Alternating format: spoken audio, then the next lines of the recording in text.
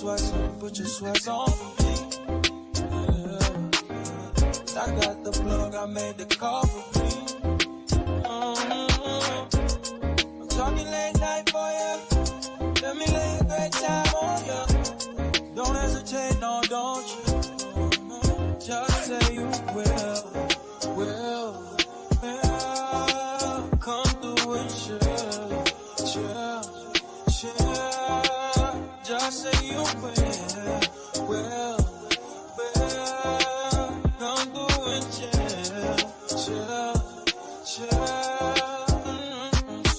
I wanna all night. Say it. I wanna all night. I wanna all night. Say it. I wanna all night. Hello, stranger. Fame's been waiting. Just as I recall that ass is still amazing. Playing, baby. Saying, baby. Love it, shit, you know I'm crazy. So go ahead and go drink up. I'm so glad we got to link up. Yeah, get to taking that off for me. Yeah. I got the plug, I made the call for me. I'm talking late night for ya. Let me lay a great time on ya. Don't make me wait, no, don't you? Just say you will. Come through and chill. Just say you will. Come through and chill. Just say you will. Come through and chill. Just say you will. Come through and chill. I wanna all night. Say it. I wanna all night. I wanna all night. Say it. I wanna all night. Pick up the phone, show me it was real. Pick up the phone, show me it was real. Pick up the phone, show me it was real. Pick up the phone. Yeah.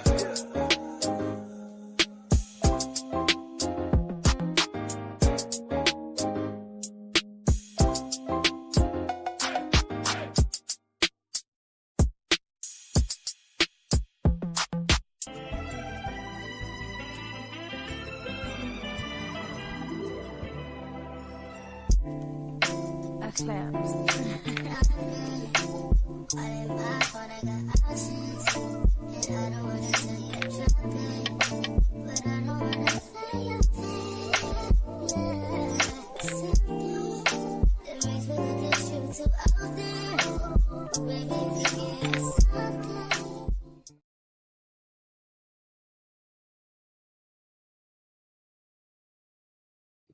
Hold on, y'all.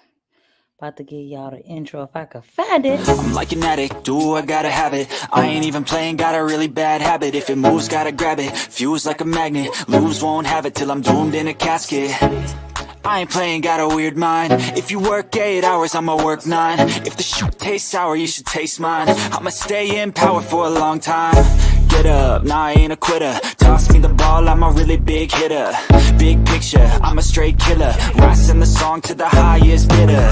Got juice, got gas, I'ma move fast. New shoes, new tracks, like who's that? Like who that? What's going on? Hey, hey, hey. Hey. What's going on? Hold on, let me get this daggone thing off the GD screen. Because I don't trust them. You don't trust nobody. Let you Right. I love the freaking red. Yes, I am here for Okay, it. fire engine red. That's cute. I like it. I like it. Y'all like my picture on Instagram? I like it a lot. The girl was out here cutting the food today. Baby daddy see. took me out to lunch or whatnot. It ain't dusty. It ain't a 27 piece. It ain't purple. You out here in these streets. Child, the color hasn't been determined. That's fire engine red, baby. That's beautiful. Eh, beautiful. Y'all see just the Mhm. curls? Yes, the curls are curling. Mhm. Not one I got from Shea P. So I What is just it, velvet? let y'all know. Okay, with the theatrics, Right. child. You have to say, I got this from Centershore. So if y'all gonna blame anybody, just know that Centershore wigs got your girl looking fine as shit. Okay, it's just that. That's just what it is. I cannot. Child. Look, I ain't got nothing wet over here for no tears. child, not a drop. Just like Tisha when she cried, not a drop is shed. I know you not talking brown skin girl, cause Martell was right about you. Child, Tisha's still waiting for her husband to pick up her luggage. Not simply asking for the office hours. You know what? Come on, Big Red, say it. I'm back, bitches. My office hours are, so y'all stay out of my damn DMs. Like you answer during office hours anyway. You gonna sing a selection for us today? Did y'all see somebody ask me to sing on the live? On Mail Live, TikTok? Yes. I was like, what in the hell is going on? I'm like, no! I was one of them. I was like, hell no. Man, like, I'm here, y'all. I'm back. I done heard that damn singing. I'm back. Mel done tripped, bumped her head and everything trying to get to a charger to get back. Like, no. Y'all think, you know what? I'm starting to think Tisha was right about Melody, because after I just held her down, she gonna throw rocks and hide her hand. Oh, so when you a good friend to her, she not A there good for you. sister. I've been a good sister to her. And when she's fine, she there for you. But when she not fine, she not there for you or something like Want to that. hear you sing? When she doing good, she don't want to hear you sing. Look at this. I'm the one selling the records. They coming to see me. They coming to see the Temptations. Ain't nobody coming to see you, Otis. Just for you. Just Yeah. Ain't nobody coming to see Otis. wait for damn Gossip Girl to play And it. why you gonna have the caption on there, Diddle and Brownie? Period, Tay Ruffin. Right, hey Ruffin. Oh my God, I love it. I love y'all. Y'all a mess. Right.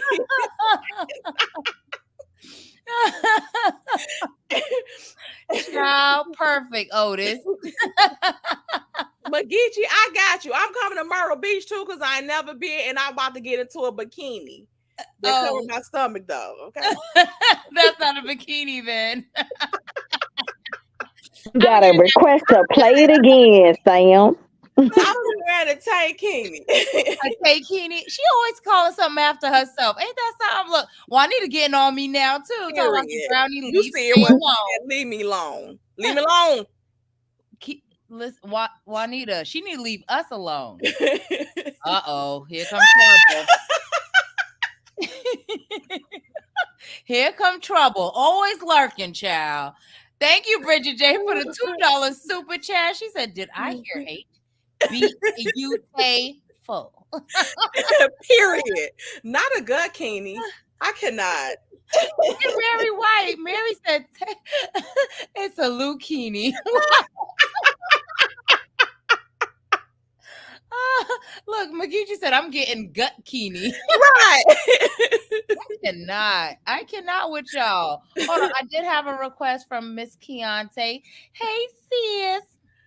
I don't know her. Who? Keontae. You know her. You mean Kenna Kente. What was it again? Kente? What's your name again? Kunta? I mean, what's your name? Playing with that girl name like that. Keontae, we love you. I'm the one selling the records. They coming to see me. They coming to see the Temptations. Ain't nobody coming to see you, Otis.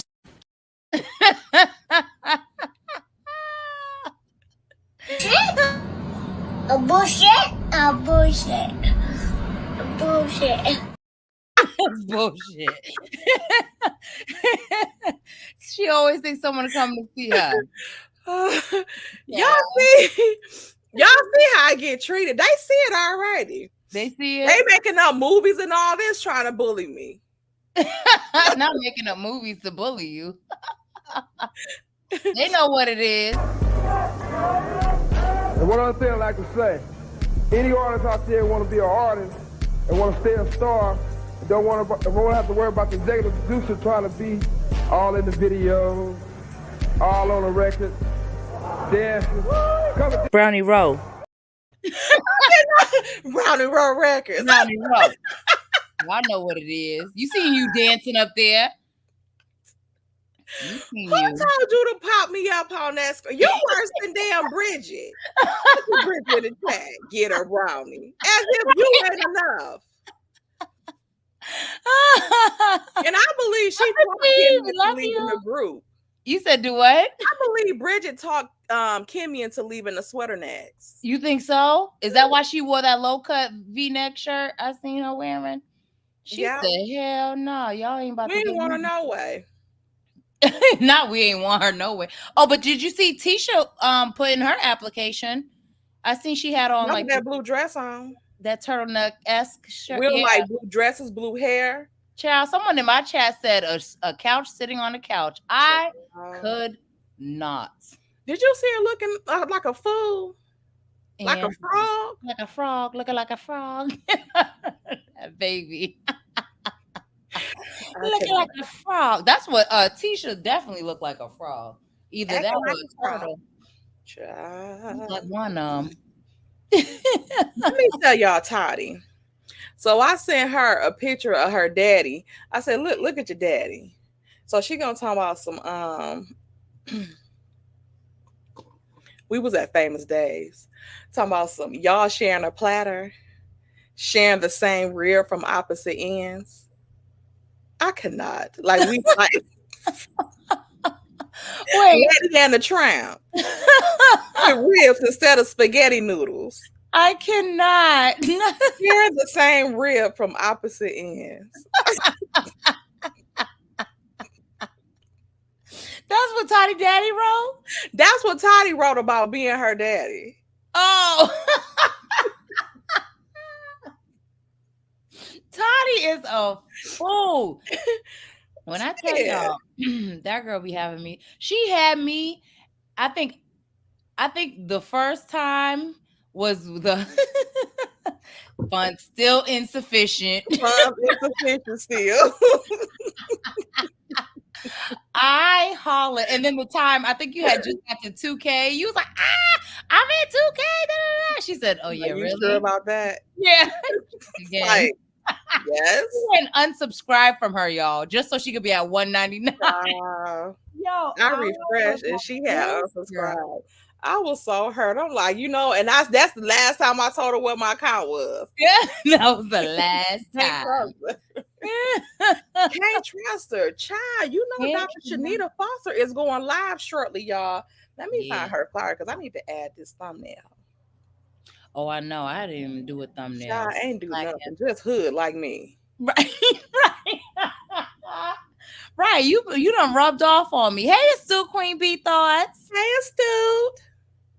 Yes, there's multiple people in here. I see has channels, Uppity, Astute Queen B. Was there any other content? Brit Block. I want to tell y'all too. What happened? Child, guess who was all up in my DMs talking about how fine I was? Who? Who that is? Is my baby daddy? Who that is my baby? Who? Y'all want me to bust them out? Bust them out. Not a velvet turtle. I cannot a velvet turtle. Mary White. Miss Mary be velvet damn camel. A camel with a velvet coat on. That's what she looked like. On Britt's block. Wait, what? Britt was on your DMs? Not He'll Know Harper. Simply please about the chat. Y'all know he'll know how fine I am. You a mess. Not with that dirty neck, black neck. I never tell them about the other one. Yes. No, you haven't. The other daddy that was in the DMs. Child. You think you ever gonna bust that one out?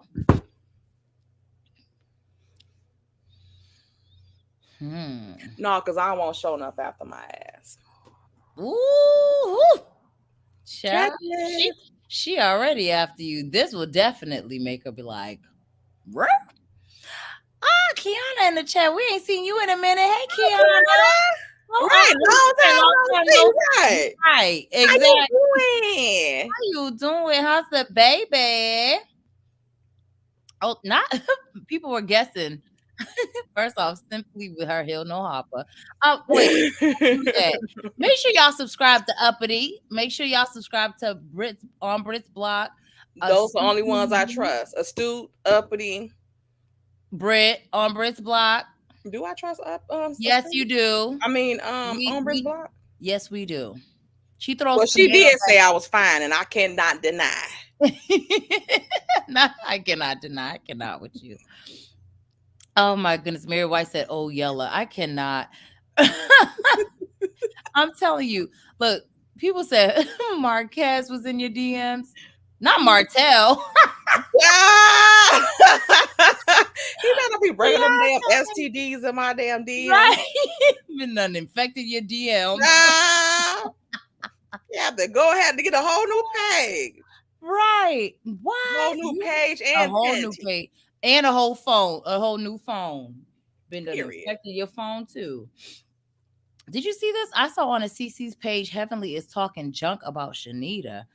I hope not, because Heavenly.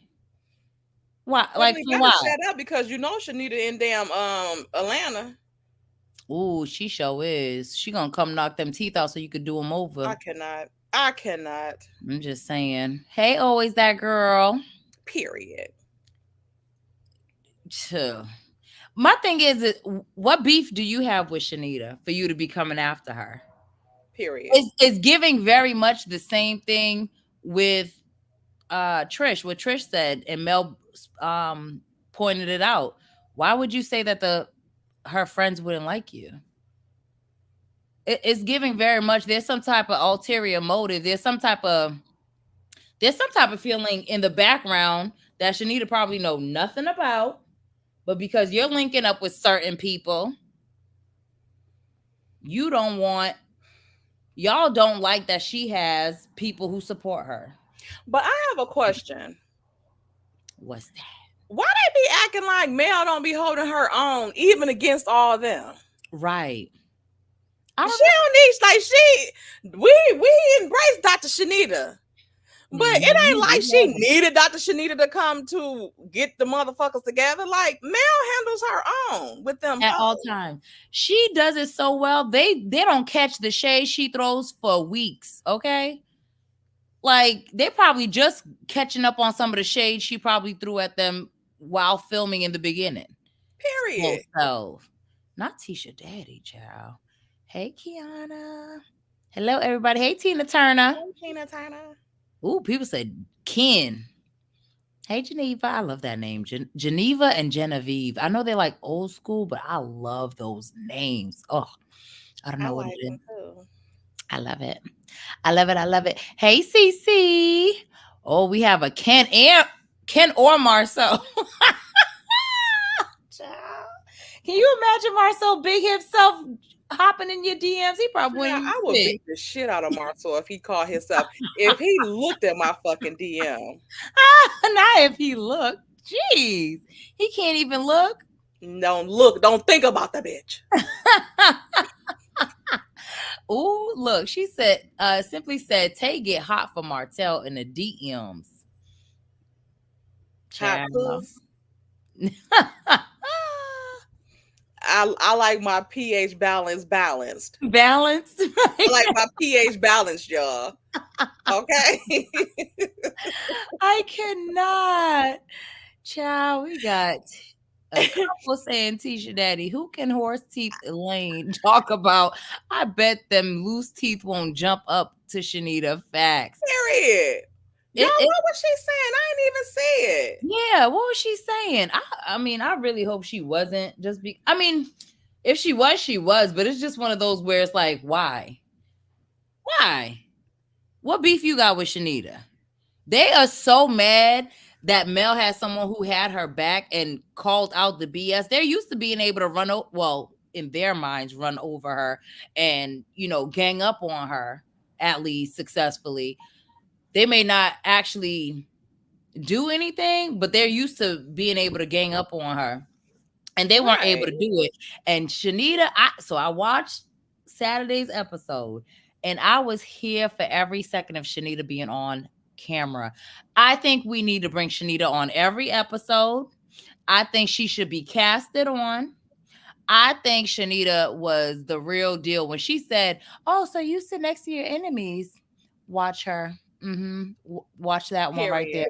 Tisha's face got all scrunched up. What that mean? What you gotta watch me for? You said because why you said that for me? That's why. Why you said that for me? What you mean? And then wait, what was it Saturday about Tisha and her fucking words? Like Tisha. Child. Like she would not say a complete word. Oh. Yeah, she never says a complete word. Tell your baby. Kiana, she said she's doing great because I asked how the baby was. She's doing great. She be telling me to tell y'all, hey. Oh, tell her hey and give her a little Kiana. Yes, baby Kiana. But yeah, was she? I didn't pay attention. So she wasn't finishing her words? No, like she wasn't saying complete words. I'm not surprised. We gotta remember who we talking about, though, Tay. Like, you know what, y'all? I'm lying. He wasn't in the DMs. He was I guess seeing that I was friends with someone else and was pushing up on me. Did he wave? No, that was somebody else that waved at me. Ooh. Someone else waved at you, huh? Ooh.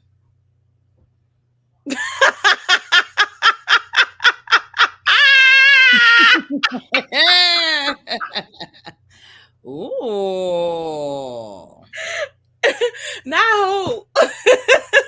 Yeah, and ooh. Yes. Kikila. Yes. Tisha's speech has gotten horrible. Worse. But remember, she's also the person that says OV over. Ronnie, what have you been doing in this damn StreamYard? Yo,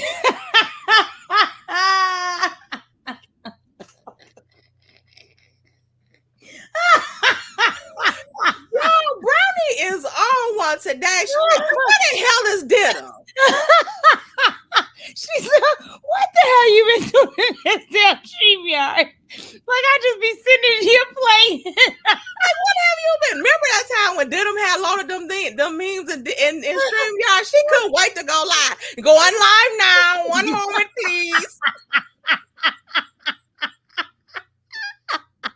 She ain't had shit to talk about. Just one or two memes and shit. And they were sitting there like, mean. She said I ain't had shit to talk about.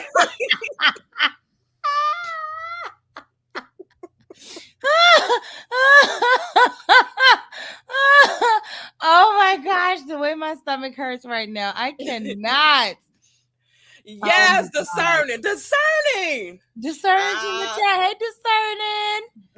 I got to email discerning right now because if we don't link up, it's gonna be a problem. Yeah, she said it's gonna be a problem. Right, because you know my ass forget every damn time. Brits Block, thank you for the $2 super chat. Tay talking a whole lot of Look, I can't hear. Ooh. She said you talking shit. You was talking shit in them DMs. Ooh. I have the recording.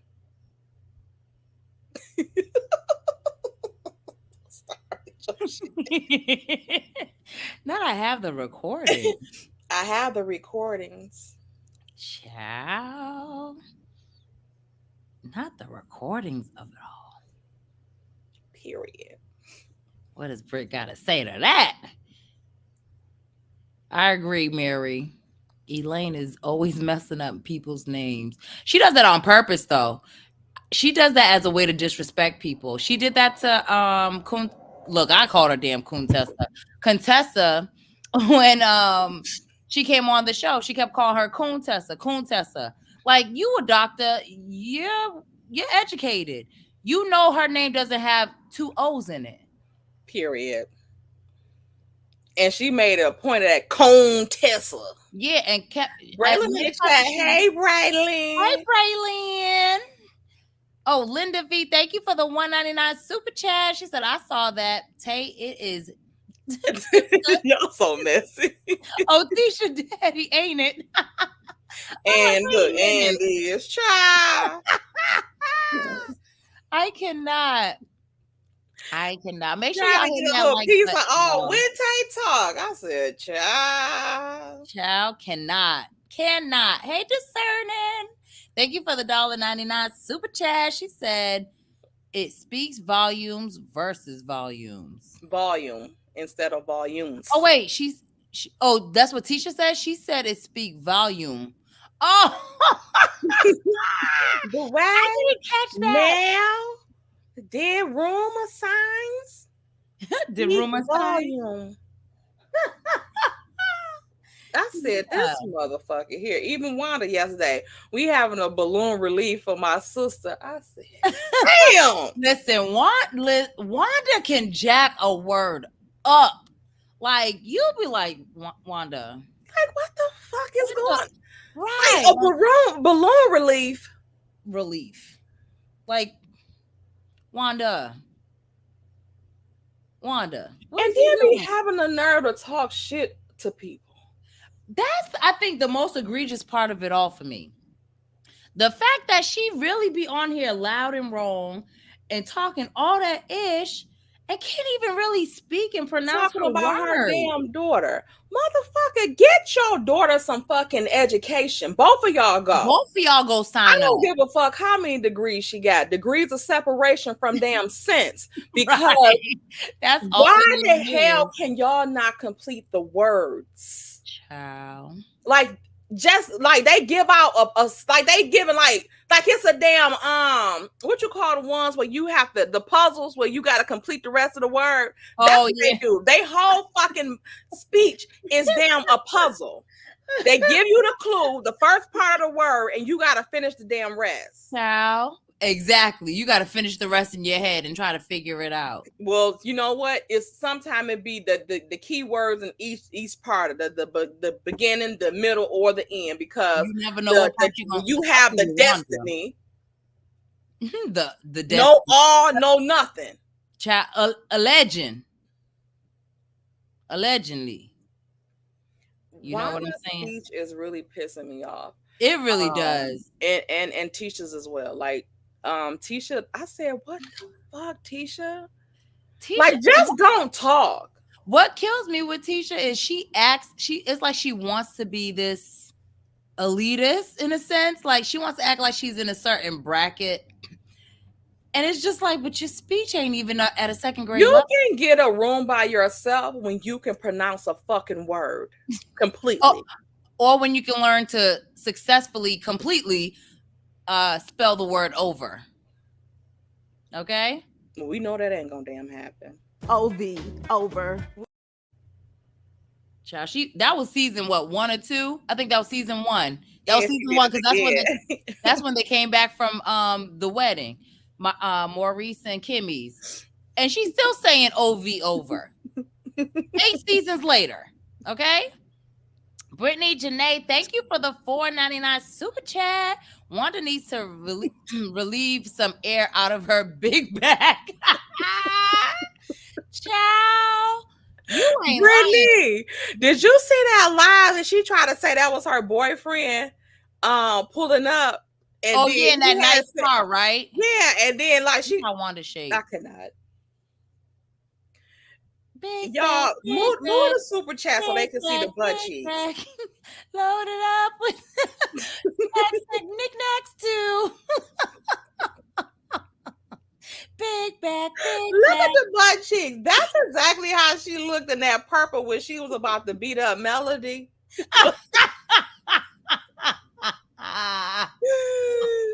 All this purple and then the bottom small little smidget of black. Well, that ain't for me. That's for Black Titanic's daughter when she said that Wanda was gonna turn male every which way but damn like, loose, child. I said, child. I cannot. Oh, she's live. Okay.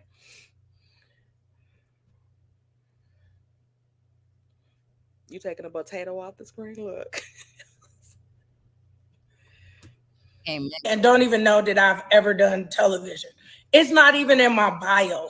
When we get to who I am right now, do y'all think I go to the United Nations or I sit with presidents and diplomats and I say, hey, have y'all ever watched that TV show that I was on? It was a season in my life, right? And the only reason, we're going to address it all, that I decided to do TV at the time, because they were like, oh, it's an opportunity for people to see family and it's an opportunity to see what life is like. And when I did reality TV, I'm going to take y'all back. It was only 4 TV shows on TV. Road Rules, Flavor of Love, and the Kardashians had just came out back when I did TV. It wasn't 30, 1,100,000 TV shows, okay? They led with Basketball Wives and decided to do a Football Wives. I thought Football Wives was going to be nice, but I'm going to tell everybody the same story. And apologies, and if she get mad, because I knew she's grown and she's changed in her life. But the day Evelyn threw that drink on Basketball Wives changed the dynamics of what reality TV was supposed to be, because reality TV wasn't about drama. So I was in the middle of filming a TV show and they said, now, wait a minute, this thing sell a little bit if it's drama. And now I'm on a show where there's either manufactured drama, people pushing drama, whatever. Fast forward. I survived Football Wives. I vowed to never do TV as long as I live, ever, ever, ever, ever, ever, ever again. Now, let me tell y'all part of the reason why. I am a suicide survivor. I deal with mental health like most women. Postpartum depression. I didn't even know they had a prepartum depression, meaning you get depressed before you even have a baby. And so for a lot of you guys, you know, I got multiple children that were all born back to back to back to back. That was number one. Number two, I'm one of those people, I want everybody to like me. So pre-Instagram, just having people talk about me on Twitter was just too much. Like, I couldn't take it. Like, I'm always the person that people loves and people like. How dare, you know, they talk about me. So for me, I was like, I never want to do TV because I don't want to open up the door for people to say what they want to say about me. Like, I did an interview on Entertainment Tonight when I was like, listen, nobody comes to somebody's job and tell them how much they hate them until you're married to an athlete. Because ultimately, thousands of people get to walk into a stadium, and if you're in the opposite stadium, tell you how much they hate you. So imagine being married to somebody and they lose, and people want to tell you how much they hate you. So I'm like, okay, this is not my thing. My mental health is at stake.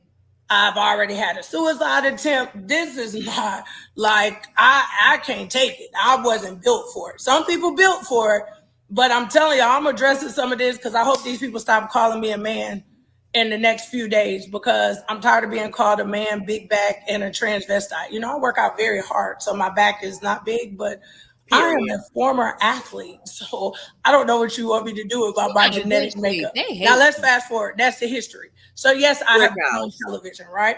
My amazing friend Nikki Gilbert had a show called From the Bottom Up. She's a Detroit girl. She is in the film and television space.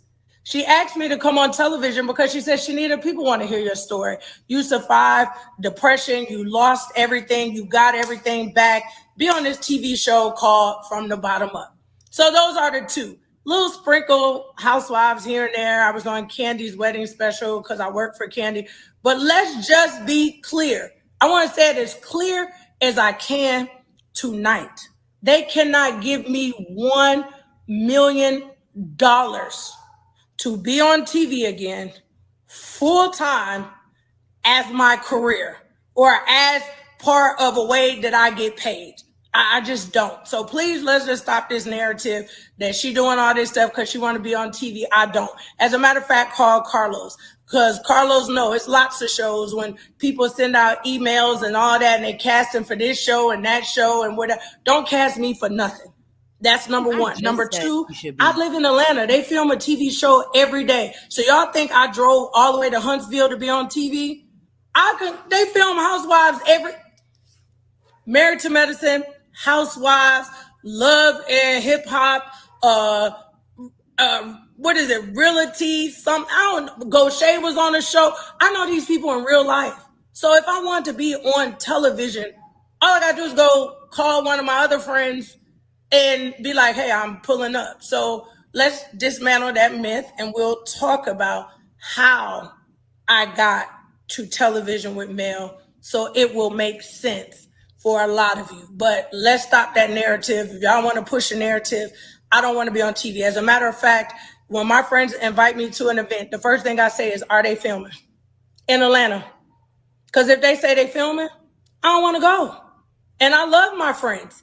But Shamia has amazing parties. There's nobody's filming. Candy and Todd invite me to stuff. There's nobody filming. I go to Mangetta's house. There's nobody's filming.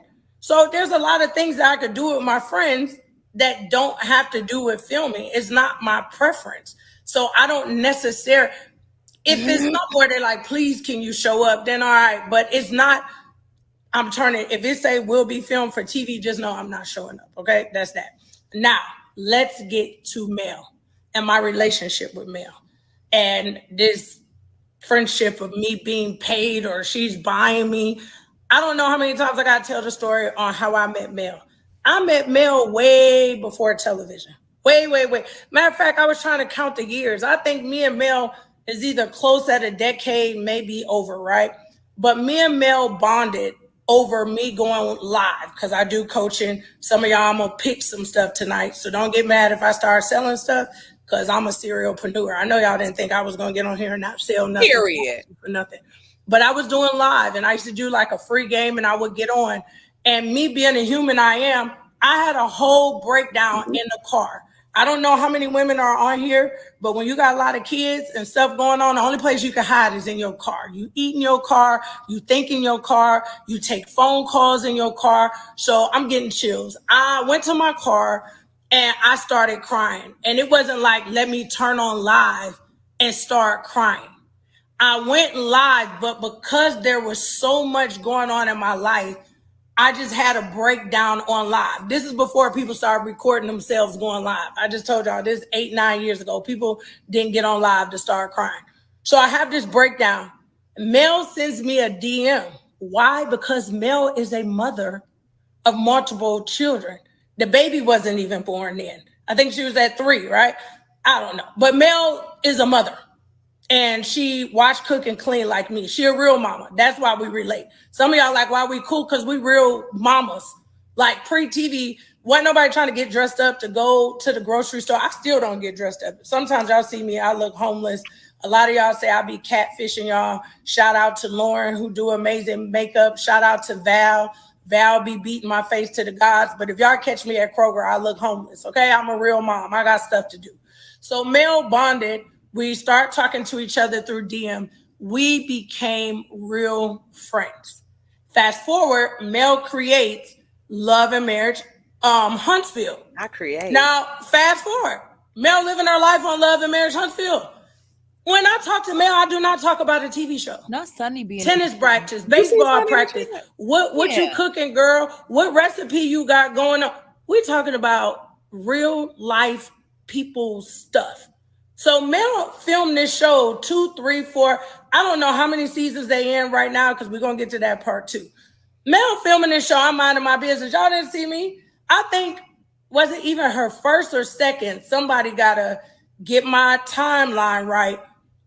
Was I part of her first Melody and Mimosas, I believe? I believe I was part of her first Melody and Mimosas when Stormy was her friend. We're going to get to it.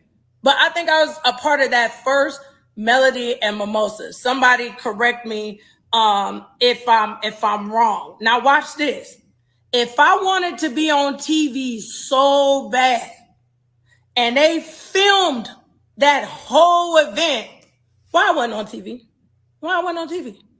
Because every time the cameras went this way, I went that way. The cameras went that way, I was over there eating my food. The cameras went that way, I was over at my table trying to sell a book, baby. The cameras went that way, I was talking to Mariah like, hey girl, you work, you real good. As a matter of fact, Mariah helped me order my first journals. The camera went this way, I'm going opposite way. So let's fast forward again. Mel, like 6, 7, 8, however many seasons they in, they far. Y'all ain't seen me. I'm nowhere to be found, okay? I'm minding my business. As a matter of fact, let me shout out myself. I spent a great deal of time on the continent of Africa in my purpose work and me working. There's people that say I visit America and I live in Africa. It is true, okay? I do real work. If y'all bored, go to beyondthegame.org. That's the first shout out. Because this t-shirt that y'all see, while I'm about to spill the tea, I need to sell 300 shirts to buy a new orphanage for my kids in Africa. So somebody put the link in the bottom. This is the first sale of the night. Beyondthegame.org. It says, I'm a global change maker. I donated. Donate when y'all buy a shirt. 350 shirts, I got a brand new orphanage. So I had to say that tonight because it's some people, all the people who bought shirts already. Shout out to y'all. Beyondthegame.org. Go buy a shirt. Let me get back to Africa. I'm in Africa. I'm minding my business. Me and Mel do our check-ins.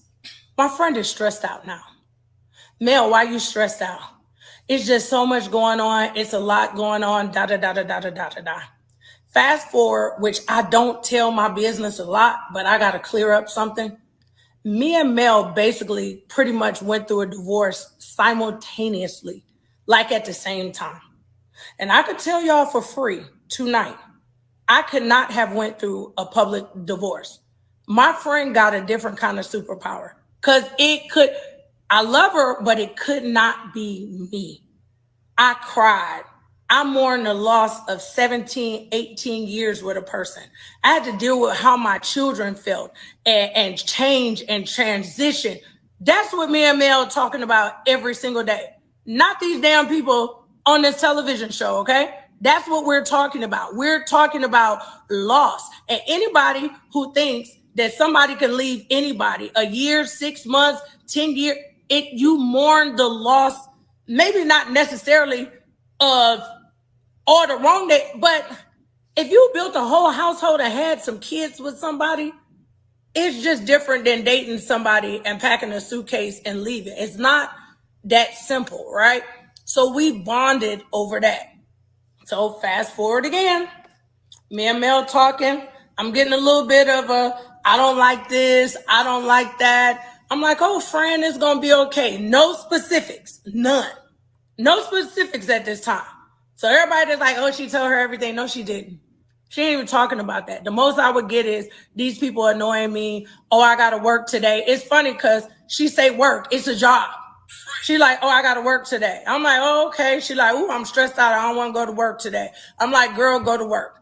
Let's get to how I get there. I'm in Africa and my friend calls me extremely, extremely upset. I don't know if she's going to get mad, but crying. It's some stuff going on. But here's the words that I heard come out of her mouth. Like, I just want to be done. Meaning, y'all friend might not even been on this show, okay? She tired, okay? Like, I'm tired of defending myself. I'm tired of being attacked.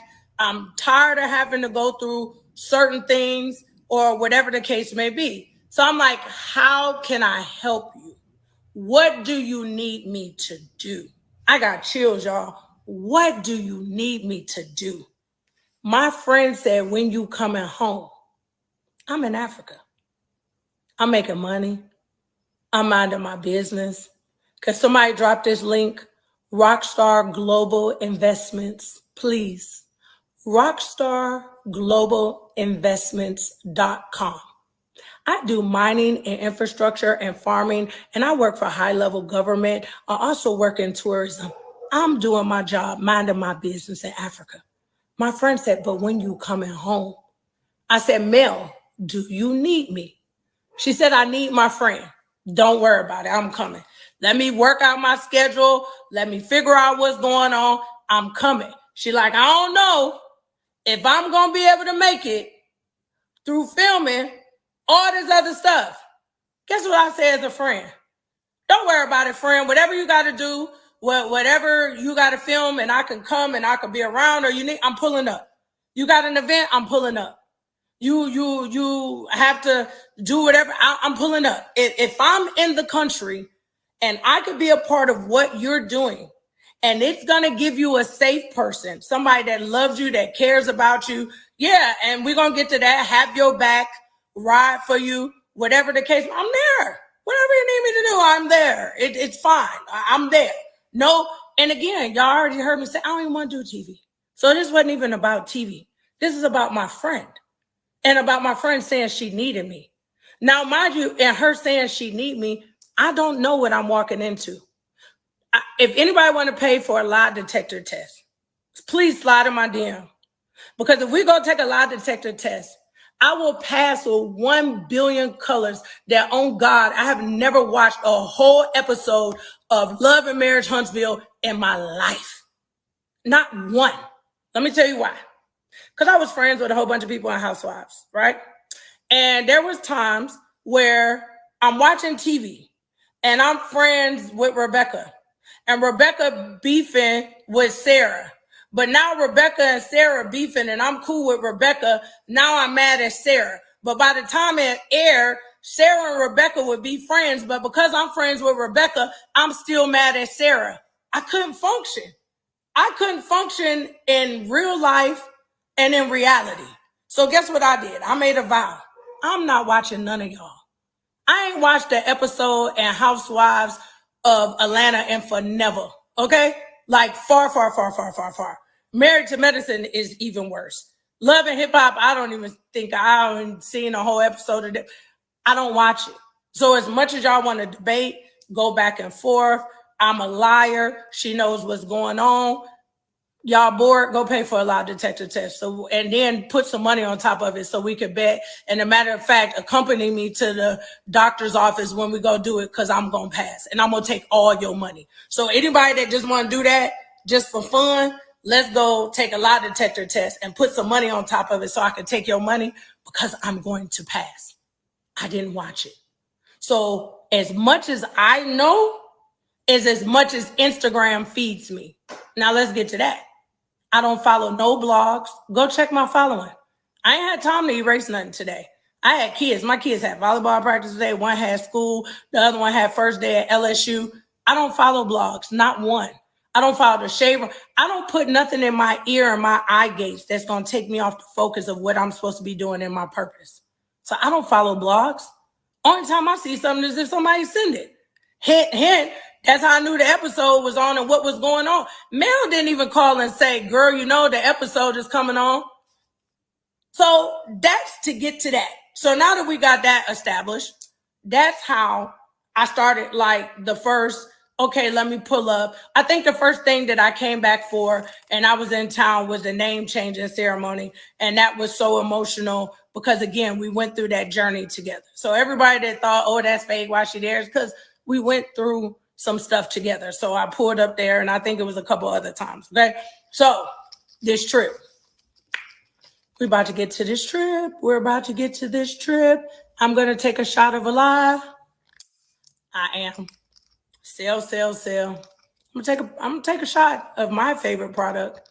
And then I'm going to tell y'all what had happened. It's going to be late. I'm probably about to be up all night too. And if y'all want to know what a live is, we're going to talk about that too later. But I'm going to take a shot. I'm going to take a shot to this. Because I'm about to tell y'all how I got on this trip and what had happened. Because that's what y'all here for. Y'all want to know what happened on the trip, how I got there. I'm getting ready to tell y'all. By the way, side note, I'm gonna get in trouble for saying this, but if you're a woman and you had kids or you suffer menopause or none of that, best sex in your whole entire life. This thing has macaroon in it. I take it for something else, but it has macaroon in it, and it really stimulates the libido. This is a marriage saver. We're gonna get back to it. Okay, now watch this, y'all. Trip. So now Mel says, hey, you're gonna be in the country, whatever the date was. I'm like, wow, what's going on?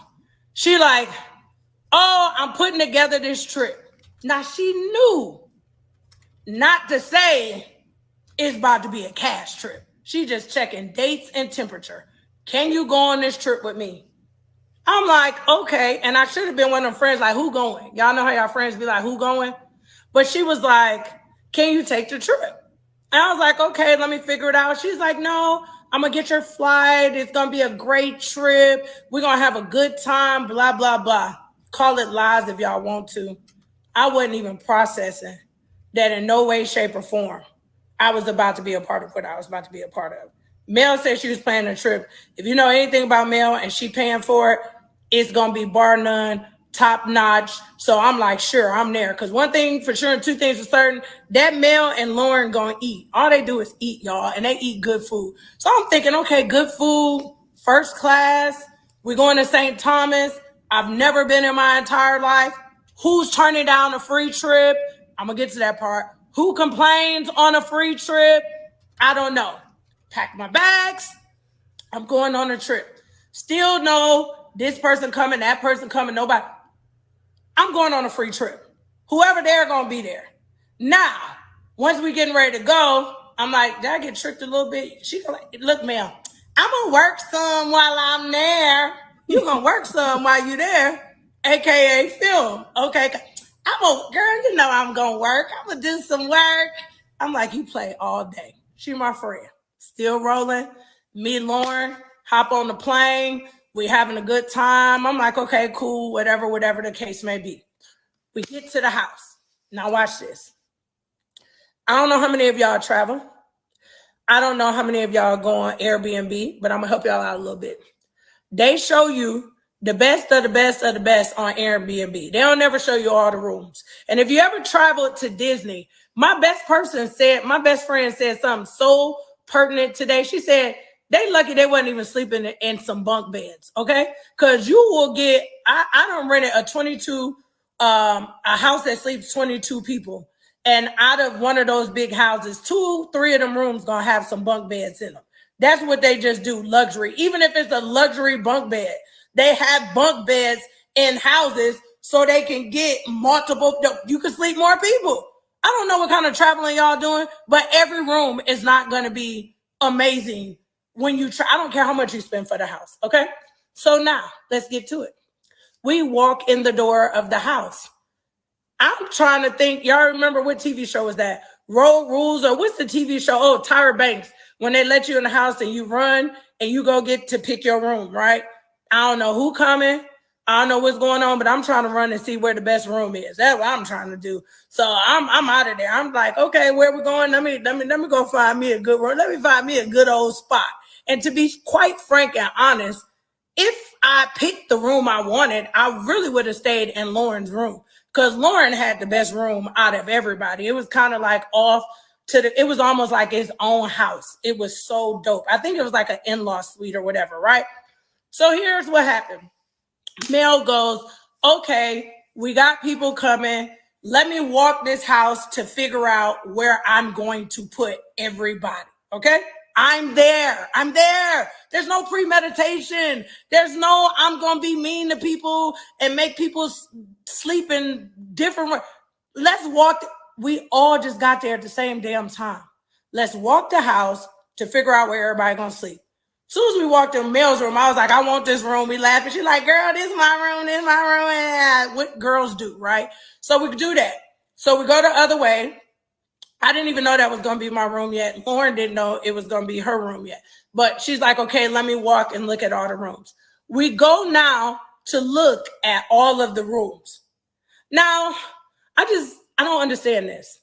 If I'm traveling with my sister or my sister-in-law or my best friend or whoever, I don't mind sharing a room with them, and I'm grown, okay? Like me and my best friend travel at this point, and I tell her, why are we getting 2 rooms when we know damn well we're going to end up in the same room, probably in the same bed, kikiing all night?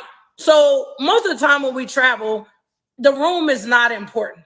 So she walks and says, and don't start saying I'm trying to be funny about these people's names. Anybody that's on this live that know I'm bad with names, y'all know I'm bad with names. So don't even play them games. So I'm about to get myself in trouble because I don't know all these people's names by heart. But the 2 girls, that sister-in-law that's married to the brothers or whatever the case may be, she said, I'm going to put them 2 in a room and she bringing somebody. So I think it was like 3 beds in that room or something like that. However it was structured, it made sense, right? Now, when we were going, she mentioned Sonny, but not who Sonny was. She was like, oh, you're going to meet, Sonny. She's super cool, but, everybody don't get along with her. Put her in her own room.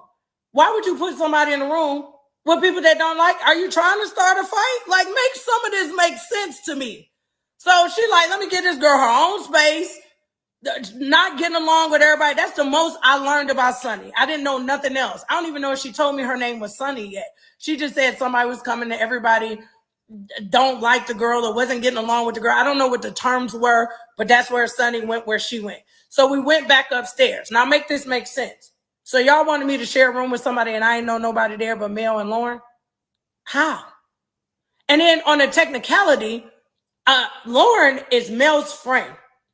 Lauren, I pay to do my makeup whenever I'm around, which now puts me and Lauren in a more professional space. Like, we cool now, and we're going to talk about this word friend. So I can't be like, Lauren, my friend, my friend, my friend. Lauren, I can't say my friend, my friend, my friend. Lauren has done my makeup. I've paid Lauren. So I'm not sure if I'm going to sleep in the same bed and get naked with Lauren. I'm hoping y'all following this. So this makes sense. Put Lauren in her own room. Make it a makeup room. You want to go get your makeup done? Lauren got her own room to do her makeup. Chanita, she don't even know these people. So put her in a room where she could be by herself. So that's the room situation. Now, here's what's crazy. How do you argue with somebody that paid for a whole vacation? And I need people to start using common sense here, because every TV show got a budget. And I hope Mel don't get mad at me for this, but let's keep it $100. Y'all know doggone well that Mel put up money for that trip. Ain't no way that y'all believe in your heart of hearts that Mel planned that kind of trip. They plan trips. But I ain't trying to throw no network under the budget. I'm not trying to talk about them. People might not never invite me no more for telling the truth. But Mel paid for that. I don't, the percentage, my friend paid for that. So nothing about that trip I'm going to complain about. Technically, even if TV paid for it, I'm not complaining about it. It's a free trip. So what I got to complain about? So because I had to ask a couple people, I didn't even know it was a room situation. Y'all call me a liar all y'all want. When they did that, if you remember, because they sent me a clip, they was outside. Where do y'all think I was, y'all? If they was filming, where y'all think I was? Somewhere minding my business, okay? I was minding the business that pays me. I was somewhere drinking alive, okay? I was somewhere talking to my team about business, okay? Because we can get into it. Y'all call me what y'all want. One thing I teach all day, one thing I coach is the sellers are rich, the buyers are poor. If you're not selling nothing, then you really not moving.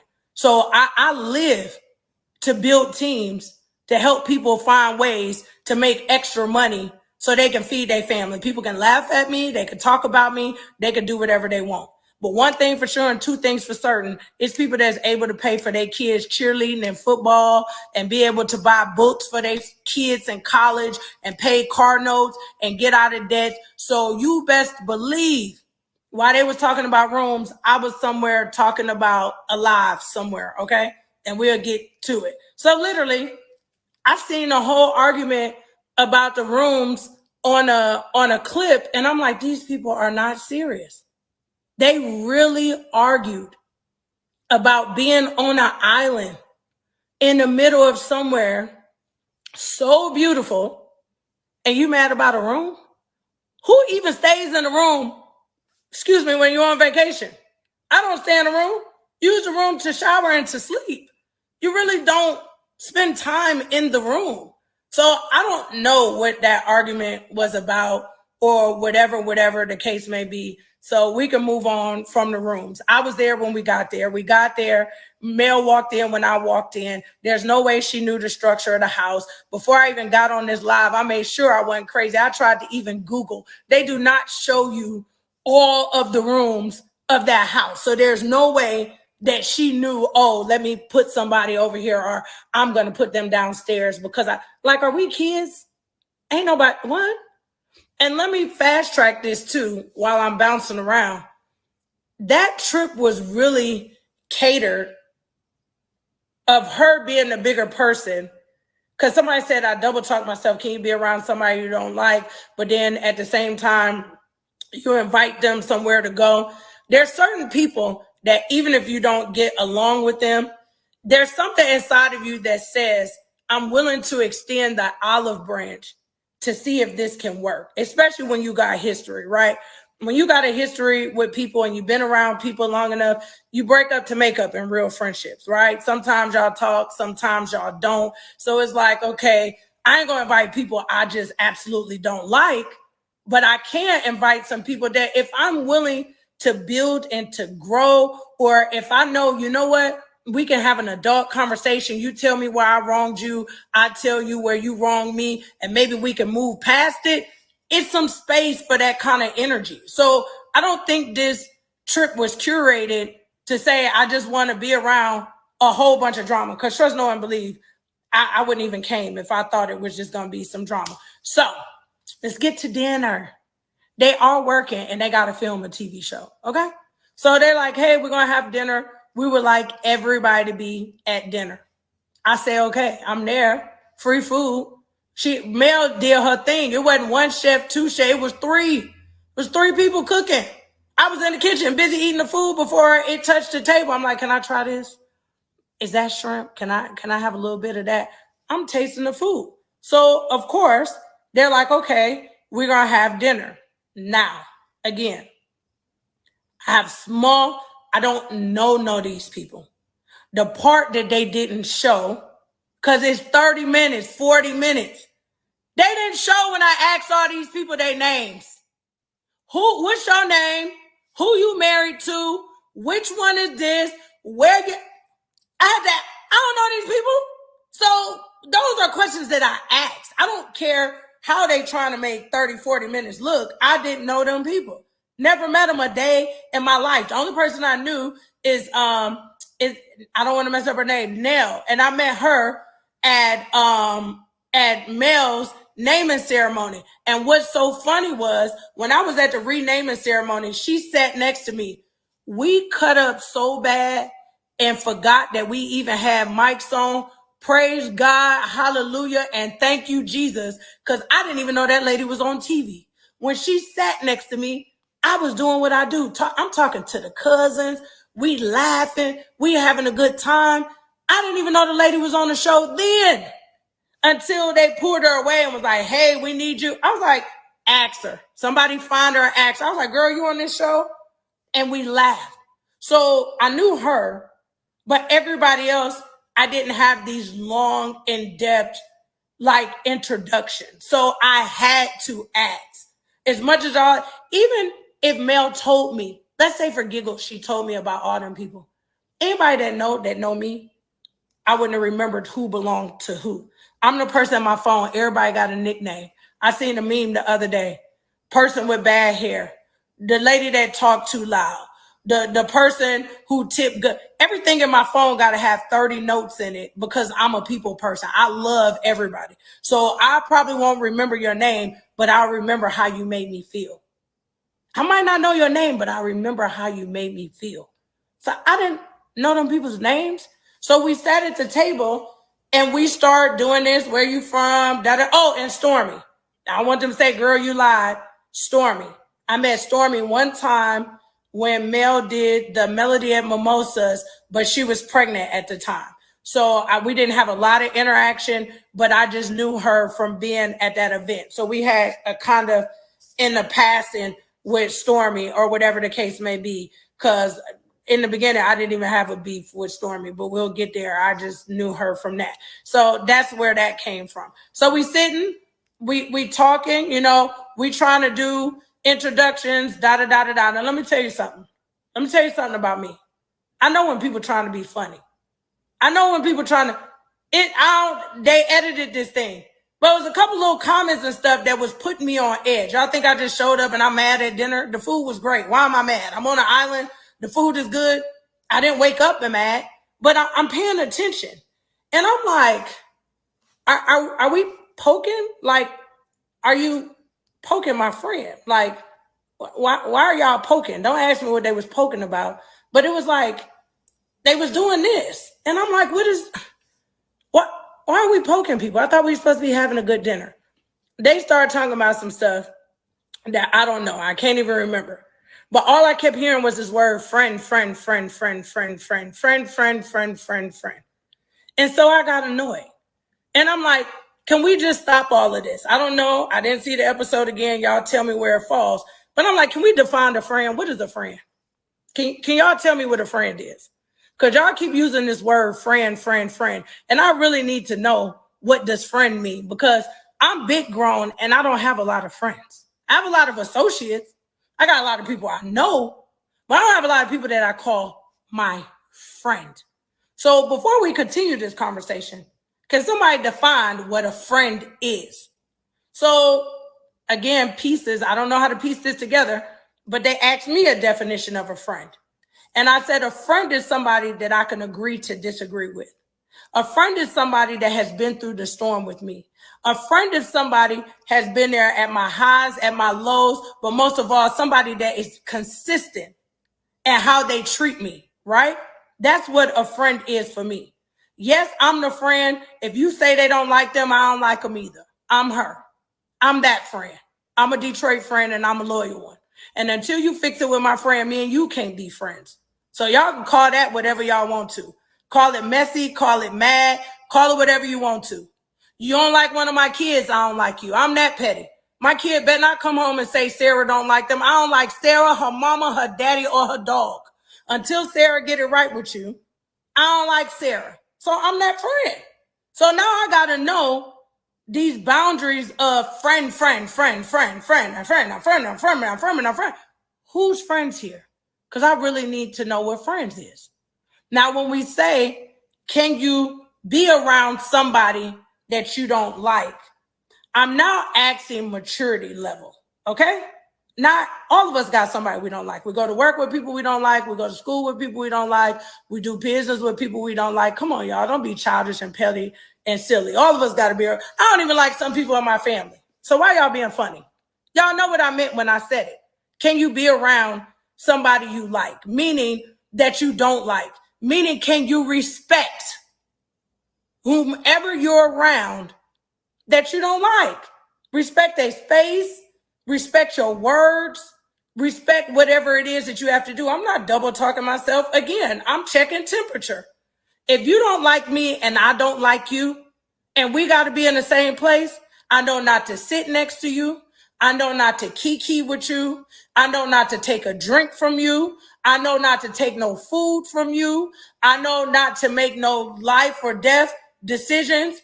And you the person I know. So I didn't say that like, oh, can you be around someone that we all around people that we don't like? But I'm trying to check the temperature of why you're acting the way you act. Because it became very clear very fast that girl don't like Mel. She ain't got to tell me. I don't need a poster board. I don't need to watch 13 seasons of a TV show to know in 10 minutes if somebody don't like somebody. I'm checking out your energy. Mel didn't tell me nothing about that girl. All this stuff or all our conversations has been around. I'm at work. I'm stressed out. she would say people. Most of the time she's talking to me, this girl, these people. I don't know. Maybe she know because I don't remember names, or I'm not that vested in other people's drama and stuff. I don't be that vested. I only talk to my best friends like that. I don't be knee deep into wanting to know all the information. So I asked her, like, what you mean? And then her answers, because where I'm from, you the ops. You like mess. You like drama. Because you did have a choice. Mel paid for that trip. And as much as y'all can say it was TV, she had a choice. So to bring somebody that you know, that not a sort of kind of beef, not a maybe got a problem with. No, you can't blame that on nothing. Because even, let me tell you something. That's why it would be hard for me to be on TV too. Because it's just some stuff I ain't doing. If you telling me you got to bring this girl with you as your guest, and you know that the potential of them fighting or not, I'm not a part of that. You invite them. You're not paying me enough for two people to have this much drama. I just wouldn't. So she had a choice. So in my mind, I'm thinking like, so you did this on purpose in paradise? Because I know she gave you a plane ticket before. So you decided we're going to go to St. Thomas. And if you want them to rectify, why you didn't have them rectify and fix the problem? Y'all filming TV. Why y'all ain't filmed that before we left for the trip? You wanted them to make up so bad. You should have had them meet in Huntsville and say, listen, Mel is planning this trip. It's a girls' trip. Y'all kind of beefing right now. Can we get y'all to a place where it don't feel so bad that you can get on the plane and we can attempt to repair this somewhere else?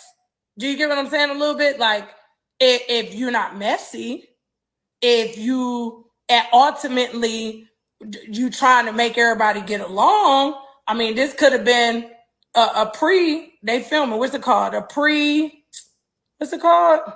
I don't know, a pre-something. Like, why you ain't pre-game this thing? So I feel like you should have pre-gamed if you wanted to bring Destiny and then say, hey, can I check the temperature of whatever the case may be? Or, hey, I'm just trying to get y'all to a place where it's a level of, y'all could be cordial. And then, maybe this would be a great trip for y'all to work it out. You just don't show up and pop up with somebody. And anybody that know Mel, I'm about to throw Mel under the bus.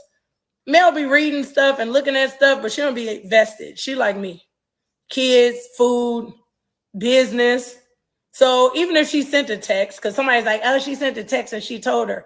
If I know I'm going on a trip with you and you just texted me random stuff, oh, I'm doing it, I ain't paying attention. You could have told me you was bringing all blue clothes. I'm like, okay, girl, see you on the trip. I'm not taking up for her. I'm just saying how I operate. So that part is that. The other reason I got vested in the friend thing or trying to figure this out is because I met Sonny and they told me the quick version of what had happened. And it only took me 10 minutes to realize that I was never going to be mad at Sonny. I have no reason to be mad at Sonny. Sonny didn't sleep with nobody's husband. Sonny didn't steal nobody's husband. And even if it was somebody's boyfriend, girlfriend situation, if he decided that he wanted to disrespect the other party on the other, what am I mad at Sonny for? I'm grown. Why am I mad at Sonny? What am I mad at? I couldn't process, why are we mad at Sonny? Then they tried to say, but she's her friend. I said, but define what Sonny is as a friend. Because y'all keep saying my friend. Like, did they go through something? Was they borrowing money like a friend? Then they was like, no, but she worked for the show. She know everything about him. Okay, now I'm going to make y'all look even stupider. If I'm a producer, my job is to ask you questions. If I'm a producer, my job is to get to know you so I can produce a TV show. If I'm a producer, my job is to ask you as many questions as I can so we can put together these episodes of what we're called a show. So that's like people trauma bonding. Let me coach y'all for a second. Do y'all know what trauma bonding is? So trauma bonding is when people get together and they both have the same problem or the same traumas or whatever the case may be, and they began sharing. And because they're sharing, they now use this, they've bonded, they're friends. No, y'all just told each other y'all problems. Y'all just have something in common. Y'all are not friends. And most of the time, when that situation or that drama or whatever the case may be, whenever that changes, you no longer hang out with each other. So I'm gonna help y'all out real fast. You ever worked at a job and you and Lisa was the best of friends that you said? You and Lisa went to go eat lunch together. You and Lisa hung out in the break room. Even on some weekends, you and Lisa might take y'all kids to the park. But the day that you leave that job with Lisa, 90% of the time, you don't even call Lisa no more. Lisa wasn't your friend. You and Lisa had something in common at that time, okay? That didn't make Lisa your friend. Lisa was available. She was there. She was around. You were spending time. That didn't make Lisa your friend. So that's why there's so many. Matter of fact, I experienced it. Let me not even use nobody else. Let me use myself. My ex was playing football. You want to hear the first time I got my heart broke? I'm talking about broke. We on the team. I'm hanging out with the wives. My friends. We spending Christmas together. We going to the playoffs together. We taking wives trips together. Our kids playing together. My friends. Baby, the day he got traded, some of the people I never talked to ever again in my life, we had a team in common. They had a job in common. That's what bonded us. There was no depth to what it was that we were doing. Now, some of those people, because we went deep, because we shared intimate moments and birthed children together, or somebody got hurt and went to the hospital, those people turned into my friends. They showed up in adversity. They showed up for me when I needed them. I'm still friends. Hey, Karen Ecubon. I'm still friends with Karen Ecubon, one of the first wife. No matter where I went in the world, no matter what team, that was my friend. So Sunny was not this girl's friend.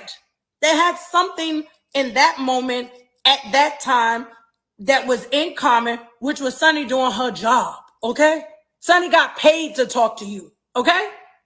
They gave Sunny a check to pick up the phone and call you and ask you questions. They paid Sunny to find out what was going on in your life that was going to make good TV. They paid her.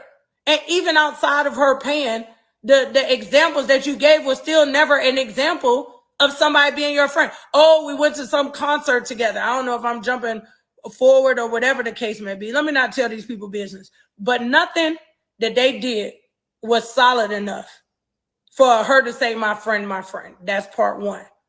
Part two, they wasn't married. Moses didn't marry you. I don't even remember his name because it's Moses in the Bible. Moses didn't. He didn't marry you. So I'm confused. She started dating somebody and y'all wasn't together. We would have a problem if y'all was together. Baby girl, you need a storyline. You needed a reason to argue, fuss, fight, and be mad on TV. Because there's no way that you could be mad at somebody who started dating somebody after you was done with the somebody. And at some point, I heard, allegedly, I don't know, that you said he wasn't for nobody, and he was even dating people with you. So you claiming a cheater? You claiming somebody, like, make it make sense. So that whole let's attack Sunny thing, I wasn't gonna let that happen on my watch. Cause I'm like, this girl didn't do nothing to y'all. What are y'all mad about? She didn't steal no money from her. She didn't steal her man. So we're not gonna create this narrative that we just don't like Sunny because she was doing her job and met somebody. Now, the only part that could have maybe played out different is how and when she told her. But again, I don't know. I think that's another episode. Or did it pass? Am I behind? I don't know. But maybe her giving her the information, about dating, or hey, I started liking this person, or whatever the case may be, or the timeline of that could be debatable. But we're not going to run with this narrative of my friend. Some of y'all don't even know how to be friends to yourself. I can tell how y'all was operating, because I can't talk to y'all about everything that happened, but trust, know, and believe it was too much drama. And that's why I'm even doing the pre-apology, because that was light to where we getting ready to go on this trip. Okay, that was very light. I'm here to apologize in advance, because I have come a long way in my growth. My children watch me. There's probably some people on this live right now that probably are mind boggled and confused on it's some people that's gonna wake up tomorrow and be like, I didn't even know you was on TV. That's where I stand in this. Like, y'all don't even understand the tables I'm sitting at right now. Those people don't know that I was off somewhere not being on my best behavior. So that is that part. As far as me being a pit bull or a bodyguard or all these names y'all want to call me, I got a lot of friends that's on this live. And let me tell y'all something. I ride for all my friends the same way. I'm the girl you call that say we riding at dawn. I said I was going to make a post. My daughter laughed, where the guy walked in the room and he said, hey, I'm going to ask you to do something, but you can never ask me about it, or da-da-da-da-da-da-da, da-da-da-da-da. You in? And the guy was like, what car are we taking? I'm that person. I'm that person when it comes to my friends. So let's say for giggles, and then I'm going to move on to something else. I want to ask people some common sense here. Let's say for fake, Mel told me everything about every single person on this show. Let's just say that for giggles. Every issue, every incident, everything of everything. And I call her my friend, my sister. Am I not supposed, what kind of friends are y'all?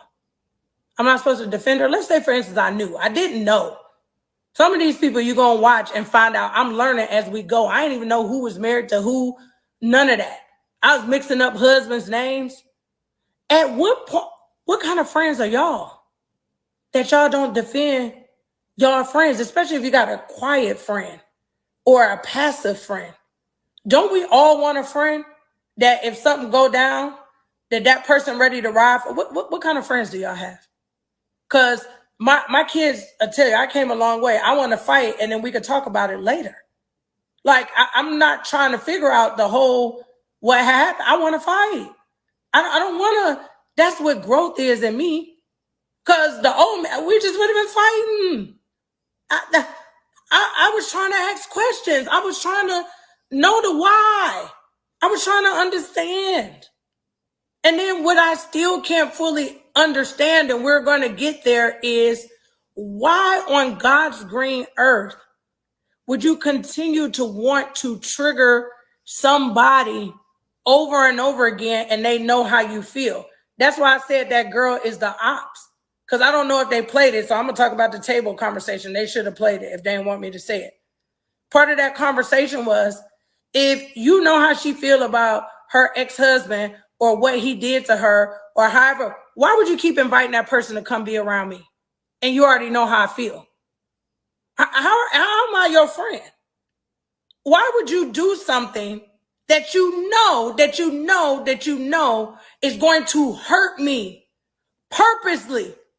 And you can't blame it on a TV show because they can film well. I don't know if y'all watching how you get to pick and choose. Don't let these people lie and tell you what you can, what you can't do. You pick a side, you make a choice. You friends with who you friends with. You rock with who you want to rock with. That's why casts have multiple people, so they can pick at any given moment 3 people here, 2 people there, 4 people there, 5 people there, and every once in a while, everybody got to come together.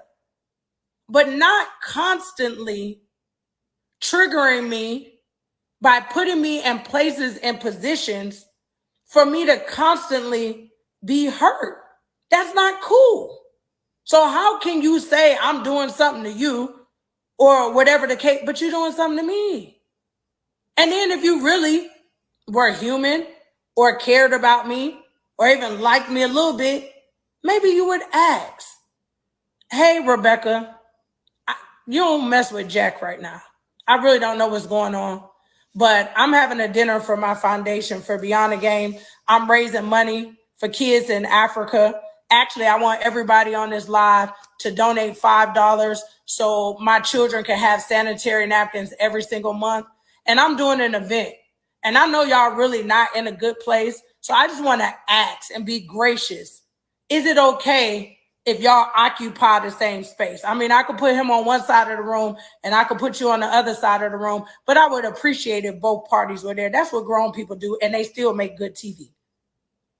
Or, hey, girl, listen, I know y'all might not be getting, you want to show up before him and then leave before him, or, what can I do to make sure I'm able, that we both can still do our job, still get paid for what it is we do, but let me protect your heart and your emotions and your feelings of what you have going on. Or how about this? I invite him to this event and you don't come. And then the next one, I invite you and he don't come. I'm just coming up with grown people's solutions, right? But all of this bombarding and surprise, it would get on anybody's nerves, wouldn't it? Wouldn't you feel like somebody playing in your face? And wouldn't you feel like every single time you got to a point of healing, now you triggered again because somebody decide they want to play? I said at that table, I don't know if they cut it out. I said, this is a group of amazing women.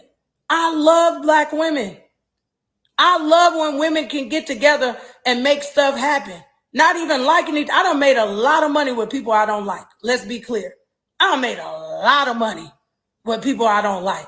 I never probably go eat with them. I ain't bringing my kids around them, but we can get this money. We can agree in this moment to do what it is that we need to do, and we can do it in respect, and we're going to make some money. Cool. The problem is it's a whole lot of disrespect. It's a whole lot of playing in people's faces. So my biggest thing, because when I tell y'all it's going to get good, I don't know. Somebody tell me, I haven't been reading this thing at the bottom. Do they continue the next part or no? Like, is it going to go to the next part? Because I don't want to go like further than what I'm supposed to go. I can't even see y'all typing so fast. Let me find some. Anybody? Because it's going to get good now. What's this? Mail can... I don't know. I can't read. So I'm gonna be cautious of moving into what I think happened and what didn't happen and what they showing and what they didn't show or whatever the case may be. But that was the first part. My main stuff before I do my stuff. My main part was, number one, can y'all stop this narrative? I want to be on TV. I ain't never got to be on TV ever again in life, but trust, know, and believe. If somebody call and tell me they need me, keyword need. Somebody tell me pull up. Somebody say I want to be around love and great energy and laugh and have fun. And ironically, they got to do their job at the same time. I'm going to pull up because that's just the person who I am. But y'all can stop this narrative because they can call me tomorrow. And I can tell you easily and effortlessly with everything and every breath in my body that I'm going to say no. They can come with 1 million, 2 million. Everybody can't be bought. And I'm one of them people I can't be bought. I done lived a great life. Some of y'all don't know who I am. Y'all might need to go through Instagram, scroll further down. There's not too much stuff that I've done on this earth that I really feel like I have really missed out on. And the reason why I'm not in a lot of circles and I don't go a lot of places is because I can't be bought. My soul is not for sale. My soul, my integrity, and my mental health is not for sale. So it's a lot of rooms I don't go. Don't worry about them not inviting me. I ain't going. It's a lot of places you don't see me or people around because I'm not going for half of the reasons I named. My integrity, my soul not for sale. I'm not going to be around a bunch of people I don't like. If I don't like you and I have an option, I'm going to go somewhere where I don't like people and I have the option to not go. Doesn't make sense. So there's not a lot of places that I would go. So there's no amount of money that they can put in front of me to allow what I'm doing tonight to be something that I got to do every single. Y'all need to pray for some of these people's mental health. Y'all do. You really need to pray. Because I think at some point, all the fans, all of them on every side, forget that people are human. And these people are living this stuff out loud. And so, excuse me, I am at a point in my life, I can't have no public breakup. I can't take no public hits of me losing some money or losing a friend. Because we all, lose friends or people that we love or we care about, or we fall out with people and then we get back cool with them. I'm not built to do that in front of the whole wide world. I'm not going to cry because I still got some other stuff to talk about. This thing bothered me. I didn't like waking up seeing people say that I'm a mean girl and I travel the whole entire world preaching and talking to women. I stand on platforms in nations, not countries, and nations, fighting for women's rights, fighting for women to have the same opportunity. I fight for girls that have damn sanitary napkins. I get on live and beg y'all, by the way, beyondthegame.org. Can somebody put that down there? Beyondthegame.org, can y'all sponsor a kid for $5 a month so they can have sanitary napkins? I'm fighting for girls to have sanitary napkins. Y'all think I want to wake up and be called a big back butch? You think I want my kids to go to school and I get a text message that one of their friends is showing them something somebody said about me on TikTok? I'm not built for this. Now I got to sit down and have a whole another conversation with my kids about bullies, about what he said and she said and they said. I'm talking to one of my kids. I'm not a man. You know I'm not a man because I birthed you. So why does it matter if Johnny said that he saw something on TikTok and that am I a man? I'm your whole mama. So that's why I'm like, let me get on and say something. Let me get on once again and defend. Mel didn't bring me to do nothing. I did what friends do. If I see you do something to my friend, I'm going to check you, and I'm going to check you loud. And I'm going to tell you, you loud and wrong. And for the whole trip, I had to say you loud and wrong a whole bunch of times. And on this trip, we're going to revisit this thing next Saturday. I'm apologizing in advance. I have ambassador in front of my name in real life. And doctor. Can y'all please go through my I don't post some stuff on my social media. If you went to my real professional page and looked at, I was just in Parliament in Africa. Are y'all serious right now? And y'all think I want to be called names all day? Because I decided to point out that my friend is sitting at a table with a bunch of people who really don't like her, but tolerate her. And instead of them saying out loud, I really don't like you, but I'll learn how to deal with you or be around you. Or if they were so mature and so adult, they would have been able to be on a trip and not every 5 minutes start an argument or a fight about something. Girl, you said you're adult. You can sit next to somebody you don't like. Then why are you always arguing? Why are you always pointing out the obvious? Why? And I can't wait till we get to that part, because the old me, on God, I'm not going to say that. See, you're going to say this.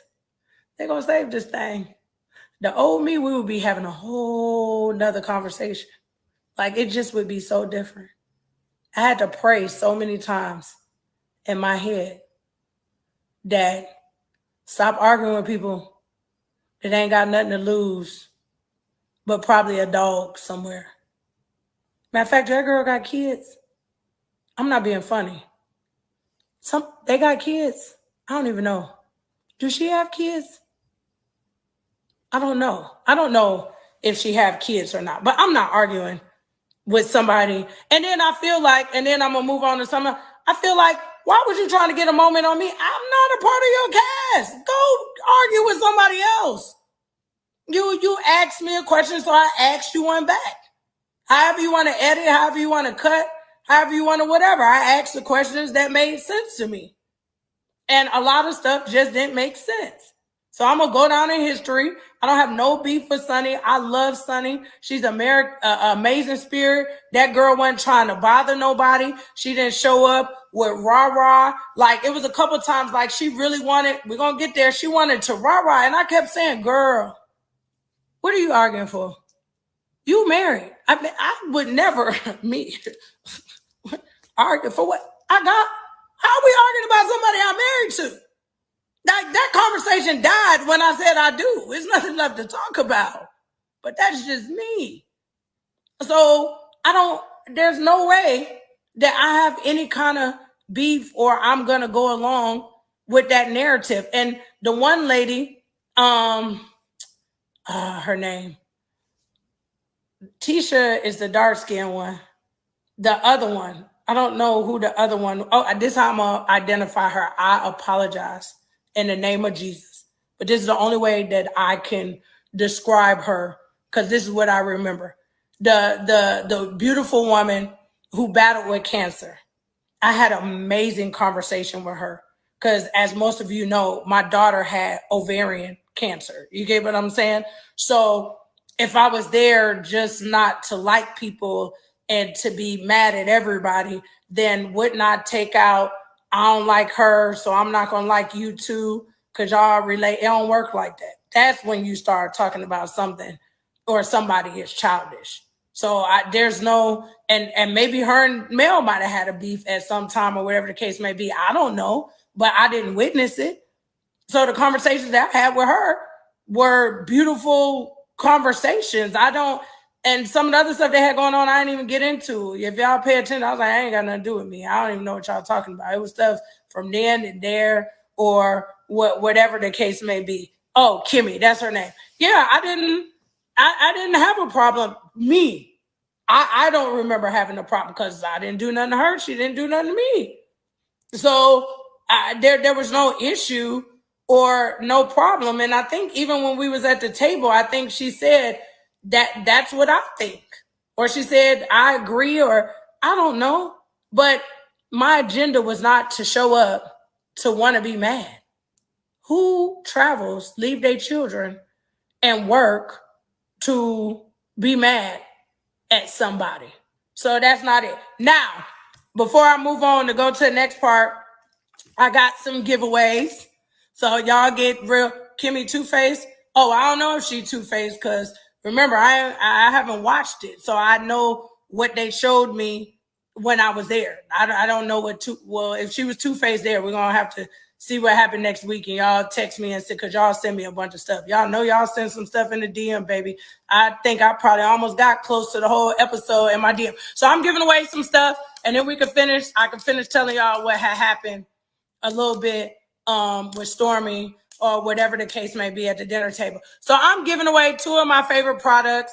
And I'm going to give it, that's 20 people. I'm going to give away 10 and 10. So if you want to stop your cravings, and you want to lose some weight, it's a product called Crave. I'm going to send it to you absolutely for free. All you got to do is slide in my DM for this one. I'm going to tell y'all what y'all got to do for different stuff. But slide in my DM. If you trust me, I'm not trying to rob you. Put Crave or weight loss, and then put your address. I'm going to mail you this for free. First 10 people, bam, there you go. You ain't even got to buy it. I'm giving away for free. Why? Because I'm on this journey. I need to lose weight too. Definitely, since y'all out here calling me big back, big back, big back, big back. So let me unbig my back with a product that I know that it works because it suppresses your appetite and speeds up your metabolism. This other one, my favorite. Y'all don't be paying attention. I like to sleep good at night. Like I like to oversleep. And let me tell y'all something. If y'all got kids, this thing gonna put them children to sleep. It's called dreaming. Put you to sleep in 10 to 15 minutes. So before I get back to getting it, if you say sleep or dreaming in my DM, first 10 people, because some of y'all staying on here, y'all want to leave. First 10 people, y'all can go ahead, slide in the DM, and then make sure you leave your name and your address. Put dreaming so I know which one you want, and then I'm going to give away that. Now, and then I'm going to get back to it because y'all laughing. Somebody say y'all want to dream. Now, look, this is a whole male special right here. How do I have over 9 products? 9. I'm going to give 9. What if I told you can get 9 products for $100? I think it's good.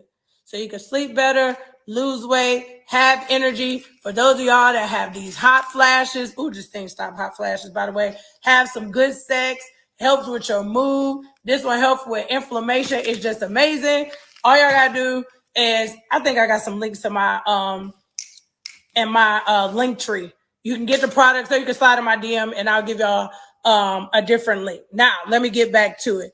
No, I'm not telling the Stormy part. Y'all said don't tell the Stormy part. I'm talking about Stormy, you know, at the table when I was saying that little stuff was happening. And then I also got an offer. I only need 40 people for this one, but we're going to talk about this at the end. If I drop below 900 people, I'm just going to tell y'all it real quick because y'all trying to leave because y'all just here for the gossip. Y'all not really here to help me save kids in Africa or lose weight or feel better. Y'all here for the gossip, but I'm going to tell y'all both. Stormy at the table, literally, I felt like when she had the outburst, like she's sitting next to me and she don't like me, I was kind of lost. Like that part, again, I'm from the outside looking in. I was thrown back a little when she said that because I was thinking in my mind, or whatever the case may be, like if I absolutely don't like somebody, would I go sit next to him? I mean, it was a lot of chairs at that table. Do you get what I'm saying? So if that was like a true, like down to earth kind of thing, then why would you go sit directly next to the person you don't like? That's another thing that kind of confused me. What is it? Oh, okay, because I was confused. I'm like, so wait a minute. We sitting here talking about friendship and she like, well, she's sitting next to me and I don't like her. I was like, what kind of table am I sitting at? Because it's sometimes, I'm not fast forwarding, but I am. I will shift the whole table to sit next to somebody I don't like. I'm not sitting next to you. If I don't like you, I don't want to be your friend. I don't want to be around. I'm shifting the whole table. Can you switch seats? Can you move here? Can I go sit right there? Or can you sit over? Like, I'm not staying somewhere or next to, it's like yo, man, I'm lost. I'm so torn on if some of these people need attention, were they doing it for attention? Are they doing it for clickbait and because they want to be popping on TV, or is this real feelings? Because some of it's not making sense. And I ain't even been around long enough to try to put it all together. And I'm not going back to watch. How many seasons we in? I'm not going back to watch, I don't know, 4, 5, 6, 7, 8, 9, 10 seasons to try to figure it out. I just believe we're almost to the end. I just believe that if I have an issue with a person, my goal in life is to try to rectify that situation and move forward. If I can't do that, let me at least put enough distance with something called respect in between, or whatever the case may be, so we can learn how to occupy the same space in the same time. And for all those comments, it's a TV show, dummy, and they gotta be, no, you don't. No, it's a TV show, but it's also real life. And one thing they don't want either is, well, most shows, they don't want people really fighting and tearing up their stuff. So trust, know, and believe is some options. It's just that people exercise their rights to do what it is that they want to do for whatever it is that they want to do it. So that's part. Am I missing anything else? Because that's the majority of what I think happened. Shout out to Sassy T. I told her on, is it Saturday? I told her, I think on Saturday, that I would be able to talk to her on what happens next, because she know all the stuff that happens next before I go to. So it's a link in my link tree, because I have a link tree in my bio. I only need 40. And let me get it out right, please, in the name of Jesus. Please don't play in my, because this is really going to click and go to my phone, and I really don't want y'all to play with me. I'm looking for 40 women. And I need to change the settings on that link. I'm going to do it as soon as I get off. I'm looking for 40 women, 40 business-minded women, 40 women that just want to hear an opportunity about making at least 10 grand a month. Not for everybody. I don't want people who be like, oh, and here's the other thing. You can't make money without money. So here's the other part. I don't know how people come to me sometimes and they say I want to pay $50, but I want to make 50 million. Life just don't work like that. It just doesn't unless we play in the lottery. Okay, like in order to do business or have a proper business, you're going to have to spend some money. So I had to give this disclaimer. It's not for everybody. This is not a shameless plug, but it is because I'm a serialpreneur. I'm a businesswoman, so I would never miss out on an opportunity to give you an opportunity to hear some of the things I do in business to see if it's a good match for you, because I actually love a lot of the things that I do in business. I have group coaching type group in my DM that's coming up. It's the best of both worlds. It was supposed to be launched today. It didn't, but one of my amazing friends who's a therapist in South Africa has helped me create a curriculum that is kind of on a global mindset when it comes to money and mental and spiritual health. So best of both worlds is dropping. If you want to get in group coaching, definitely, that's a DM again. Just put down coaching, because a lot of people say, who's your coach? But you never tell us what you're coaching. I believe that's because it's for certain people. I believe those that catch it, it's like those that catch it is meant to be caught for a lot of people. You get what I'm saying? For those that catch it, it's meant to be caught. I coach a lot of people, and the ones that need to find me, they find me, okay? They find me, and they know how to pay, and they know how to read, and they know how to go. Some of y'all just be wanting to be spoon-fed, and, you know, I just have a certain caliber and type of people that I want to deal with. I believe that God sends me the people who I'm supposed to do business with and who I'm supposed to be business partners with. So I operate on a different frequency. So it's a link. It's the first thing in my link tree. When you click my link tree in my bio, it's going to take you to a WhatsApp group. Please don't play in that group, y'all. It's just a way for me to drop some information all at once about a call. If you want to get on the call, get on the call. If not, not. Last but not least, what do I want to close out with Mel?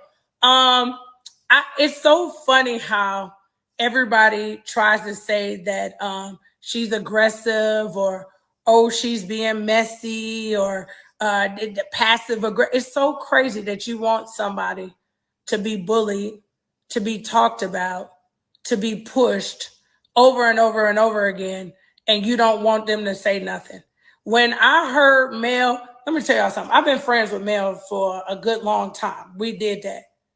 When I heard Mel cuss, and I'm a friend, like, we don't just sit around cussing. You get what I'm saying? Like, you know what we do. When I heard her, when she sat at that table and she cussed, I was like, oh, this real. Like, that ain't even she like, hey, girl, how are y'all? Like, that is not fake. Like, she is a really, really, I'm the mean one. She is a really nice, sweet, spirited person. But I think with everybody in life, there comes a time where you get to your limit. Like, you just can't keep doing what you want to do to me and then don't want me to do nothing back. And the funny thing about it, y'all keep sending me the comments. That's how I'm reading them. Y'all like this and this and this and that. Y'all like she went to go get a bodyguard. The sad thing is y'all think that she needed one. How about that? How about the sad part is that you had to type that she needed a bodyguard, which means if a person needs a bodyguard, they need to be protected from something, right? I'm just trying to make sure we all trying to make sense of the stuff that y'all saying. If you're saying that a person needs a bodyguard for what? For protection, right? So if your mindset, if your thoughts, if your comments are, Mel went to go get a bodyguard, wouldn't that mean that she need to be protected from something? I'm just asking. I don't claim to be the smartest person in the world, but I'm just trying to make sense of some of the things that are being said. Like, if she went to go get a bodyguard, that means she needs to be protected. That means that she needs to protect it. That means that she's in some kind of harm's way, right?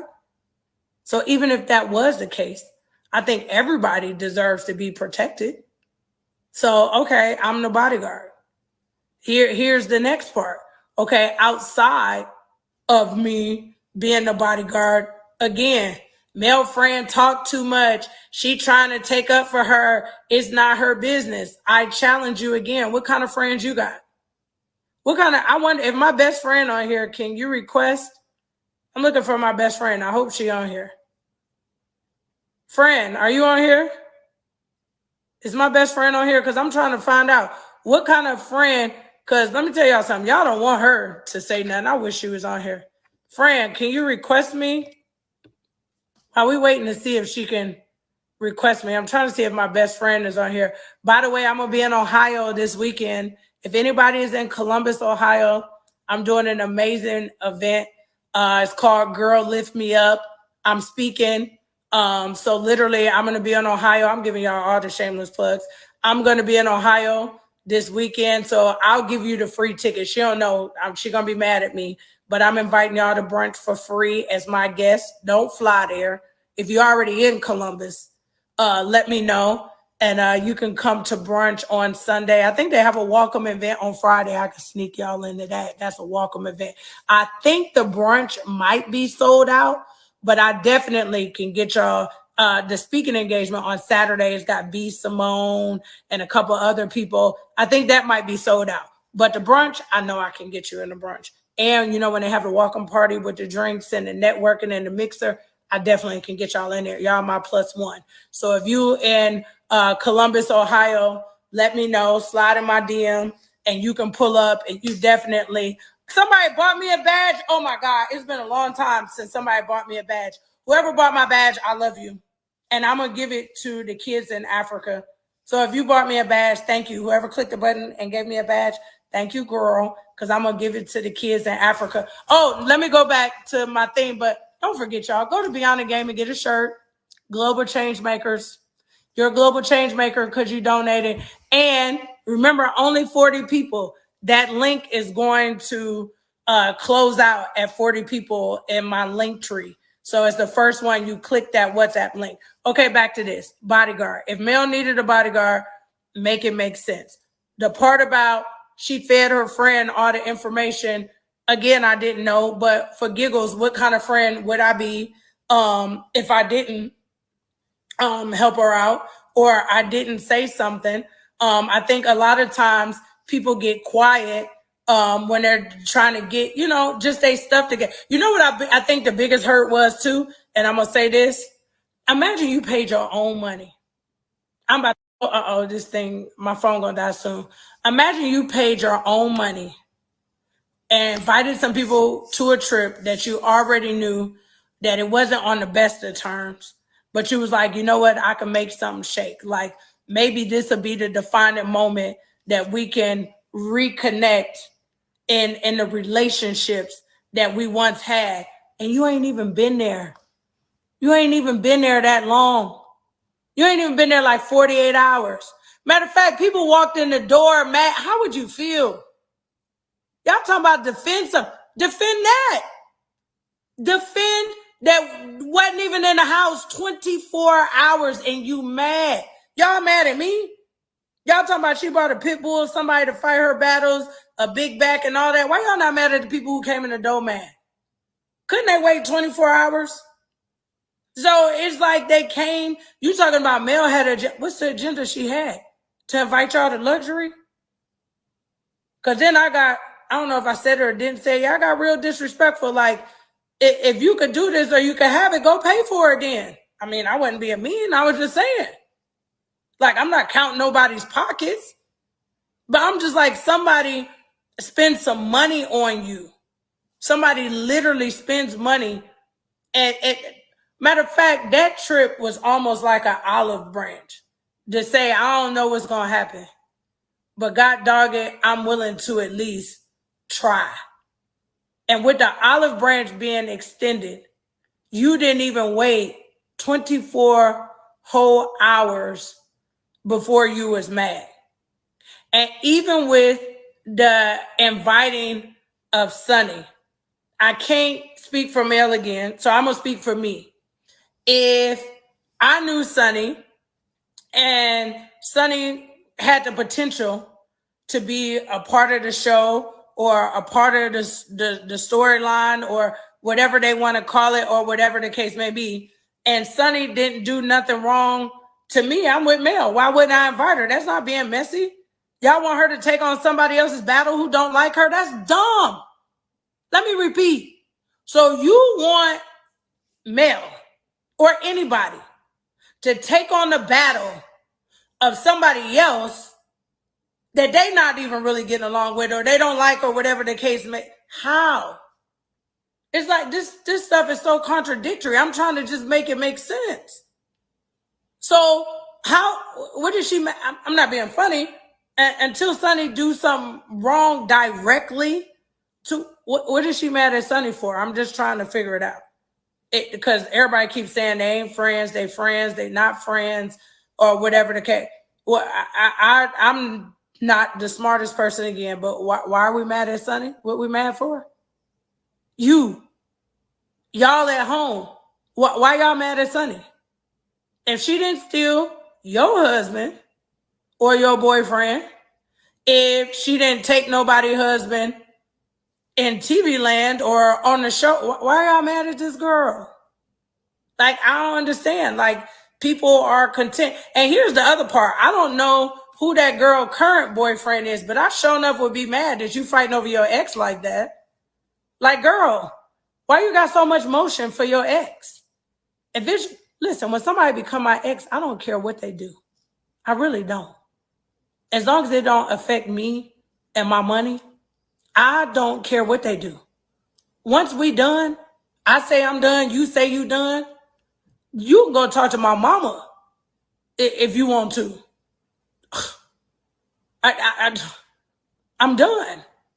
I'm done. And once I'm done, that means mentally, spiritually, emotionally gone somewhere.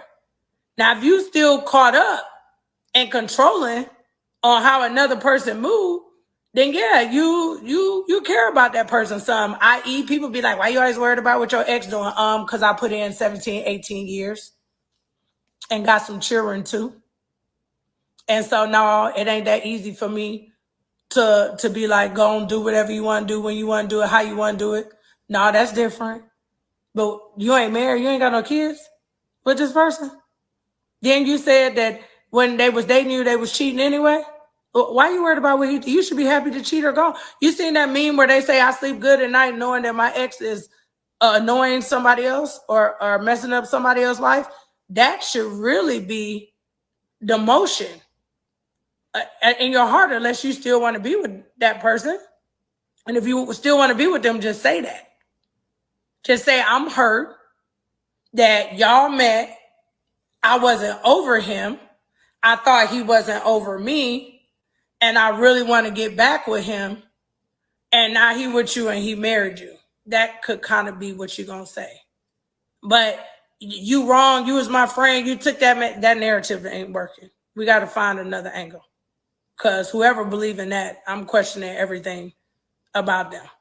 And I'm not even speaking for Sunny, but I'm speaking for Sunny. That was never her friend.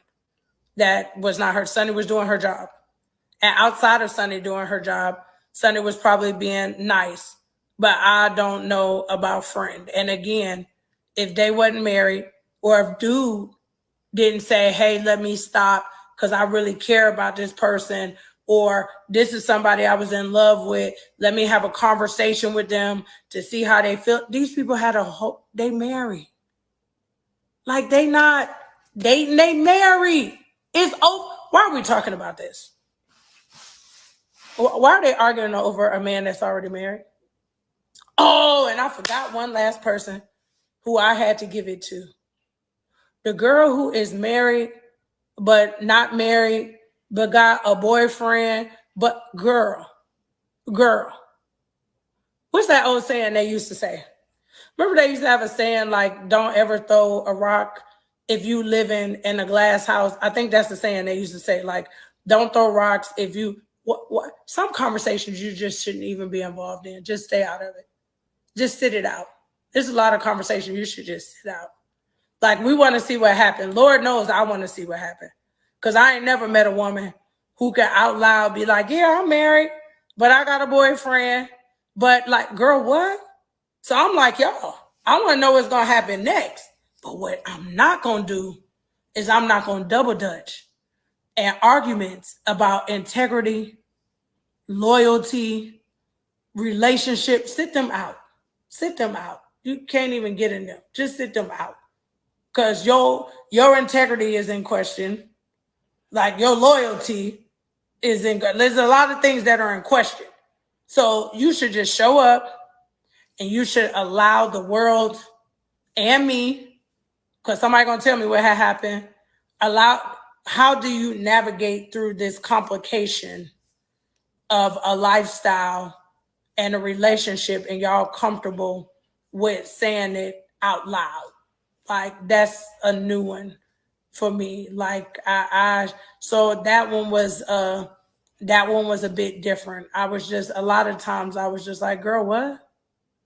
Like, huh?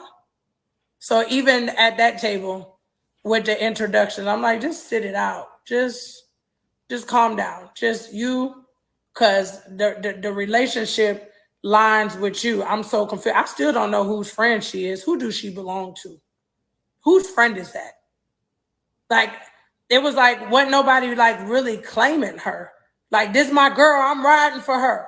Like, who she belong to? I'm not being funny. The other two girls were sisters. And then we know how Sunny got there. But who is my phone frozen? My comment thing is frozen because it's not letting no more comments come through.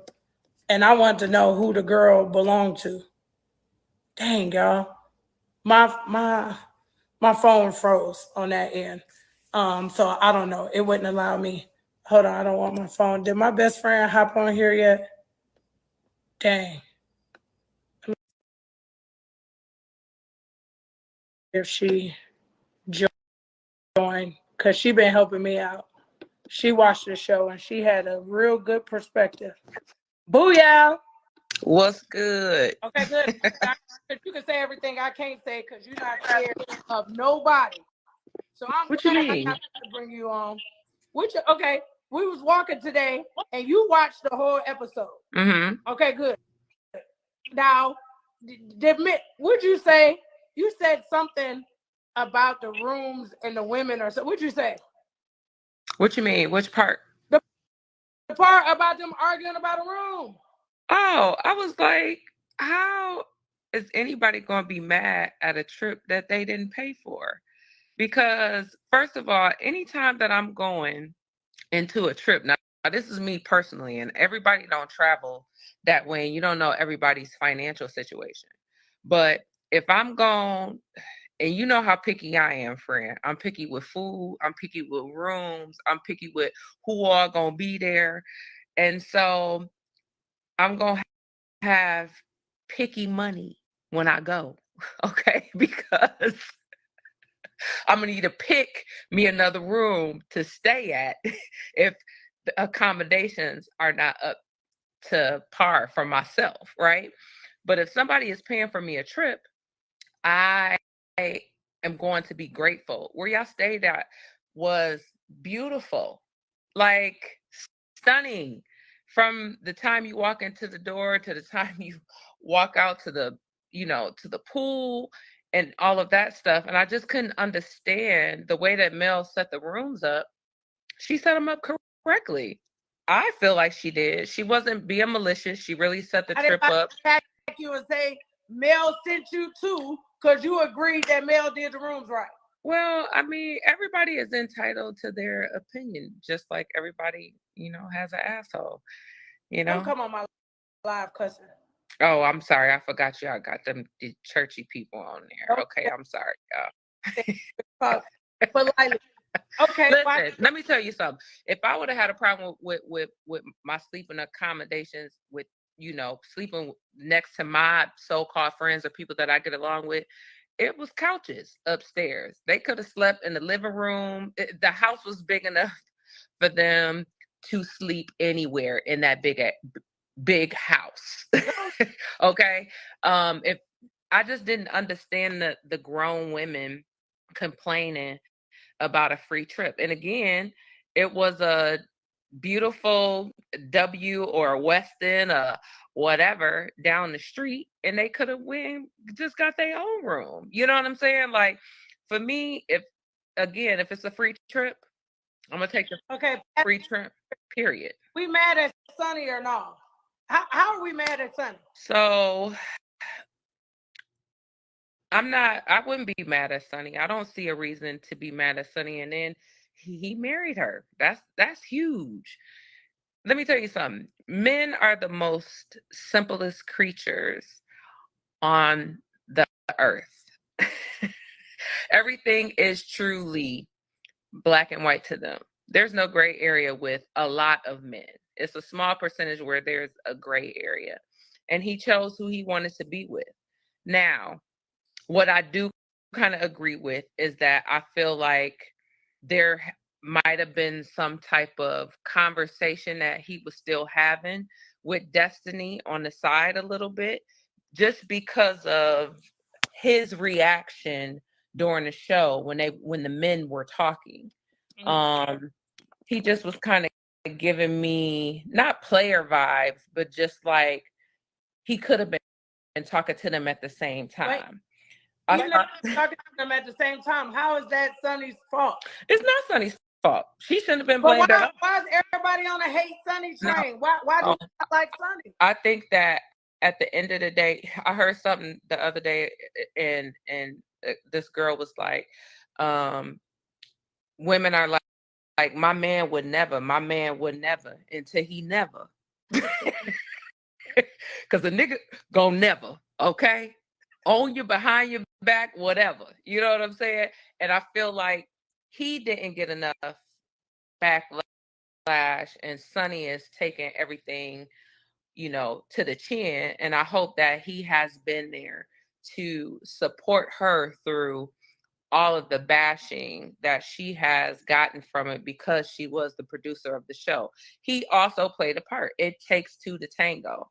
And so I don't think that they went together. Yeah, I don't think that, but we always, whatever person is in the wrong, we kind of or that we feel is in the wrong, 9 times out of 10, the woman will take more bashing than the man will. And that's just proven facts. Am I crazy, or is Tish the ops? Because I just asked the questions and I'm trying to figure out, like, everybody like, oh.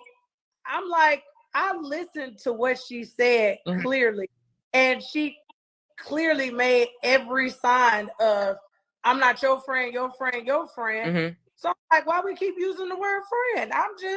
Well, her and Mel aren't friends. Mel put her out of an event like 2 or 3 seasons. Put her out, have security come and get her. So they just really rekindled an associateship or workmanship because of the show. You know what I'm saying? So there's no way that you can come on a trip and expect to think that you're going to get a room by yourself. Now, Kimmy and Mel seem to have a better relationship on the show. I don't know how they are outside of the show, but you can't come on the show damn near crying, talking about you did this on purpose. And y'all have had a very tumultuous relationship. She's a little bit delusional in that sense, in my opinion, because her and Mel ain't never been friends. And everybody attacking me, acting like I done did something wrong, said something wrong, or read something wrong, because I'm like, this is not your friend. So that's why I brought you on live, because this is not a lie. This lady watched this show. I don't watch the show. And me and her talk every day. And we was working out today, and she was saying something. I said, girl, I'm going live. You could tell the people, because she know more than me. I'm being attacked for saying this ain't Mel's friend, but you just told me 5 seasons back that Mel put her out in the event. How would I know that? Well, I don't think that I don't know what season they're in, 5, 6, whatever. I don't think that at this point, any of them are friends, because it's just been a lot of stuff that has happened off camera, even with as far as like the men, because this is my thing too. nobody wanted to bring up to Mel about what they were seeing as it pertains to Martell until nobody brought it to her in private that I can tell, right? That if I'm your friend, right, and you married and I see your husband out doing something. First of all, you better beat him up, video, and call. Well, we talking about me, friend. So we already know. The police will we're talking about me here, okay? I was about to say the police would be on the scene. Yeah, so we talk about me here. So I don't know. I just feel like all of that kind of went south when she started having issues in her marriage. And that's when I feel like if they were her real friends, they should have been there for her, even though she may have pushed them away or whatever. Listen, as human beings, we go through things. And if you have never been divorced before, you don't understand what that's going to look like. What's that going to feel like, right? We talked about that as friends, right? I said, friend, listen, I want to be here for you through your divorce, right? But I need for you to tell me how I can support you, because this is our first time going through it. Your first divorce, right? This is my first time going through a divorce with you, so I don't know how to support you. You telling people you're getting a divorce? Boy, how many people are here? I'm telling you about your divorce and how I was trying to support you. Check. Go ahead, I'm listening. So yeah, so I think that that's the conversation that people need to have too. Like, you think that, friendship come with a lot. And so a lot of times you don't know how to support your friend in situations where it's y'all both of y'all first time walking through something. And that's real talk. You be like, my friend, right? Well, but you think my best friend, do you think I talk too much? I've seen a lot of comments. I shouldn't have said nothing at the table. Did I talk too much? I'm trying to figure out how I talk too much. No, I think that you asked very, very valid questions at the table. I think that they were offended by it because they don't know you, right? That was all of y'all's first time like really meeting. And I think that because you are kind of opinionated and you can come off aggressive, that they didn't know how to take it, but it wasn't coming from I know you and a lot of other people know you and how you speak. And I think they took it in the wrong way. I think that they took it like you was trying to be a bully or you was trying to be Mel's bodyguard or whatever, but you weren't. You were asking valid questions that nobody else on this show has made. You know what I'm saying? So, I think they was just a little. I think they was sensitive about where they were sleeping at. So anything that was said at that table was going to be very controversial. My thing was, I was trying to define friendship, and I was taking inventory at the table of how I needed to move for the rest of the trip. I'm just about to keep it up. I needed to know who felt what about who liked who and who didn't, real quick, fast, quick, in a hurry. Because I wasn't about to spend a week and a half, 2 weeks with some people hanging out and not really knowing what it is. Like I said, that's like poison. You get what I'm saying? From eating from a plate that's given. Tish couldn't give me, I wouldn't care if I was dying of thirst. Baby, you can't hand me no water. You like me, you get what I'm saying? Like, it was like, so I was trying to figure out, like, okay, how is this going to flow so we can make sure? And let me tell you something. Again, they said don't fast forward. When I say Mel did a damn good job of trying to structure a grown people trip that did not force and push people, like back people into corners to really try to make them deal with, or it was always some kind of option. You want to do this, you want to do this, you want to do this, you want to do this, you want to do this, you want to do that. Like, it was, that's what hurt me the most. You get what I'm saying? Because she was excited. She was, Mel, when she do an event, like I told her, I said, we went to go eat dinner at her house. I'm like, girl, don't come to my house and expect all this, okay? Mel, your name on your plate. Like, girl, it's 3 people here. Why we got our name on our plate? That's just who she is. Like, she goes above and beyond, especially in presentation. Y'all are in the WhatsApp group. Y'all really do everything big. So to see her planning and her hard work, like, come to fold, not even in 24 hours, I'm like, damn. And then, like I said, now you got me cussing. And then, like I said, I was sitting there, like, trying to figure out, like, okay, who I want to be around, who I want to do, who I want to vibe with, because I don't want to be stressed out on vacation. I was about to say, that's important because that you laid it out on the table, because you truly set the what the trip was going to look like. If that conversation would have never happened to put everything on a table, there still would have been, and I don't know what happens in the next episode, but the tension with Sunny, right? The tension with Destiny coming, right? And her and Mel are not getting along right now. So when you put everything out on the table, if you're a real woman, you should just be able to have the conversation. And even if y'all don't agree, you agree to disagree and have an amazing time in St. Thomas, because there's no way that any of that arguing should have took place within 5 minutes of them showing up. Because let me tell you something. Anytime you get a mansion, I was surprised to see 3 full-size beds. That, you know how big that room had to be for 3 full-size beds to fit downstairs in the basement? And it wasn't a basement. When you get to a mansion, you can't really call it. Or, yeah, you know, wherever the lower floor, wherever they were at, right? It be bunk beds, baby. You better be glad you wasn't in no twin prison, okay? 90-day fiance, first 48, whatever, bunk bed, okay?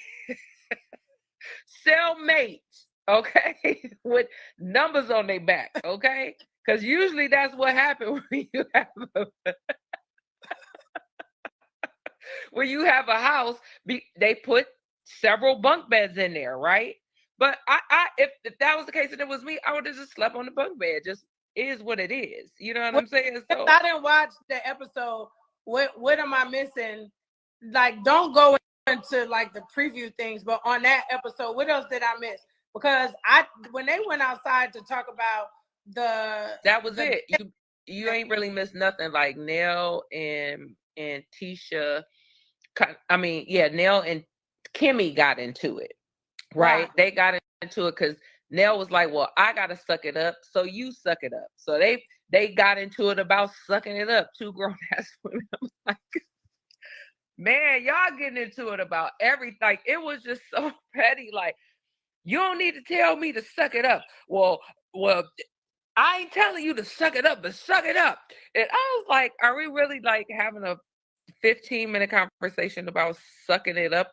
And they spent literally their arrival time arguing about sucking it up and their accommodations, which was insane to me. You know what I'm saying? Y'all had 3 chefs, damn drinks flowing.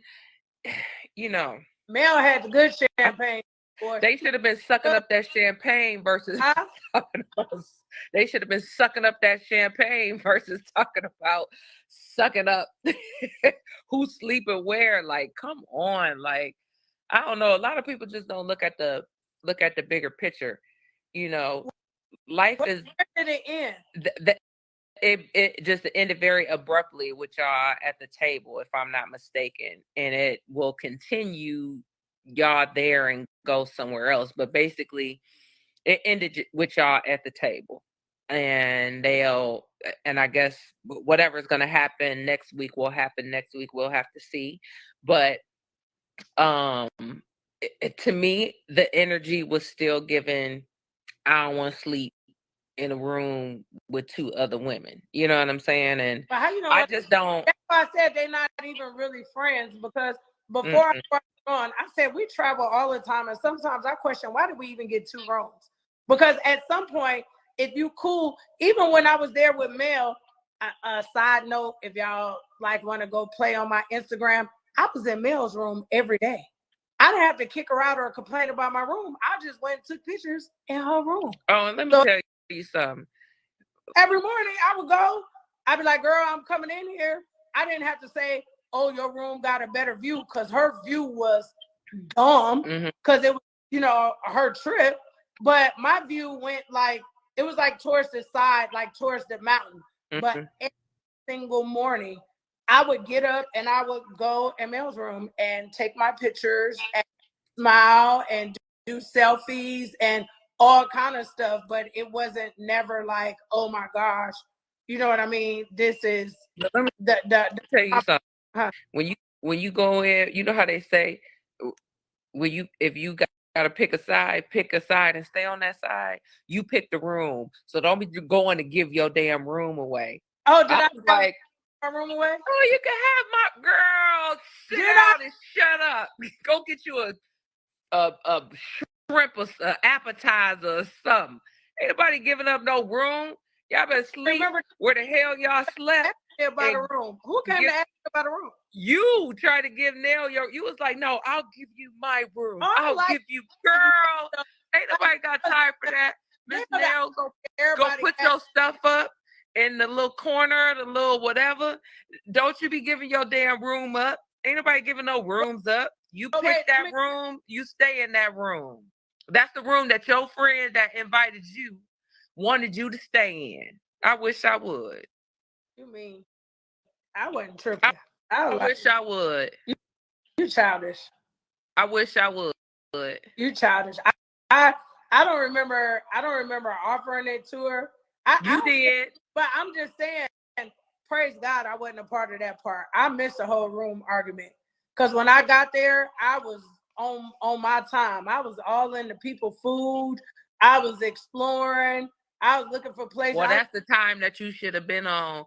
That should have been the time that you should have been in the kitchen getting an appetizer. Don't be giving your damn room away. I was eating them people food, okay? Trust no one believe. I was in the kitchen now. I definitely was in the kitchen. It's coming. Let them argue amongst themselves about who gonna sleep who. Because you know who going to get in the king size bed and sleep good and slide that dough. I'm gonna slide it just like that. Make sure I don't break my nails. Slide my little slide, and then you have a door or crack my door or something. Yeah, that would have been done. You know what's crazy? We gotta wait for it, which was a crazy thing for me, is that when they said Destiny was from Detroit. So let me tell you, and we didn't get to that part, and they can get to it. But let me be clear, you Detroit girl, Michigan girl, Grand Rapids, we have an unwritten law about us versus everybody. I think people think that Detroit versus everybody shirt that came out was just like a trend, but it's a way of life for people that's from Detroit. And I can't see the comments on here, but if anybody from Detroit, they already know it's us against everybody. I don't care who we don't like. I don't care what's going on. Whatever's happening.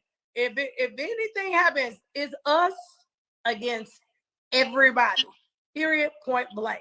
Even if we don't like each other, we're gonna get along. So it could be us against you, and we'll go back not to liking each other later. So when I found out Destiny was from Detroit, I'm like, this is where adulthood and loyalty has to be explained in a different way, on a different level. Do you get what I'm saying? Because there's no way that I'm picking somebody, even where I'm from, over who's my real friend. You get what I'm saying?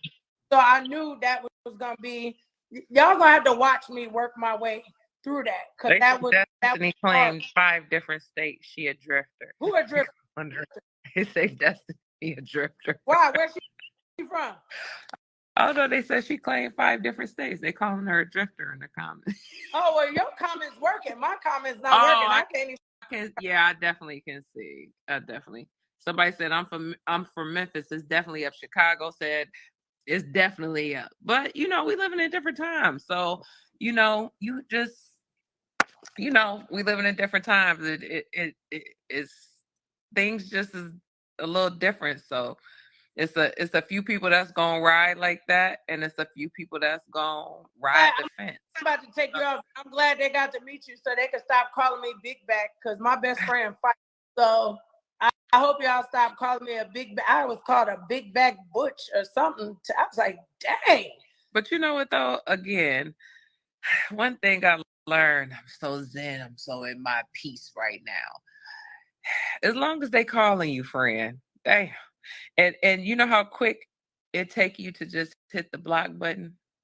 How many big back block buttons can you put? Back block everybody for the next couple episodes. Y'all not gonna keep calling me for 2 weeks and my mental health gonna be good. That's why I told you. You tell these people to do a sound bath. Yeah. I'm about to come up there and be floating in all the water with you on the. They need to follow you on TikTok. She be down. I'm gonna go find me some peace. These people can't talk about me for the next 3 weeks. I can't take it. Yeah, my TikTok is blowing up right now from Float, Sound Bath, and Healing. September, I'm only accepting 2 more people. The next 2 people that pay for Float, Sound Bath, and Healing, that's it. September is sold out. They're gonna have to wait until October. That's what but y'all can only float and heal. Okay, bye, best friend.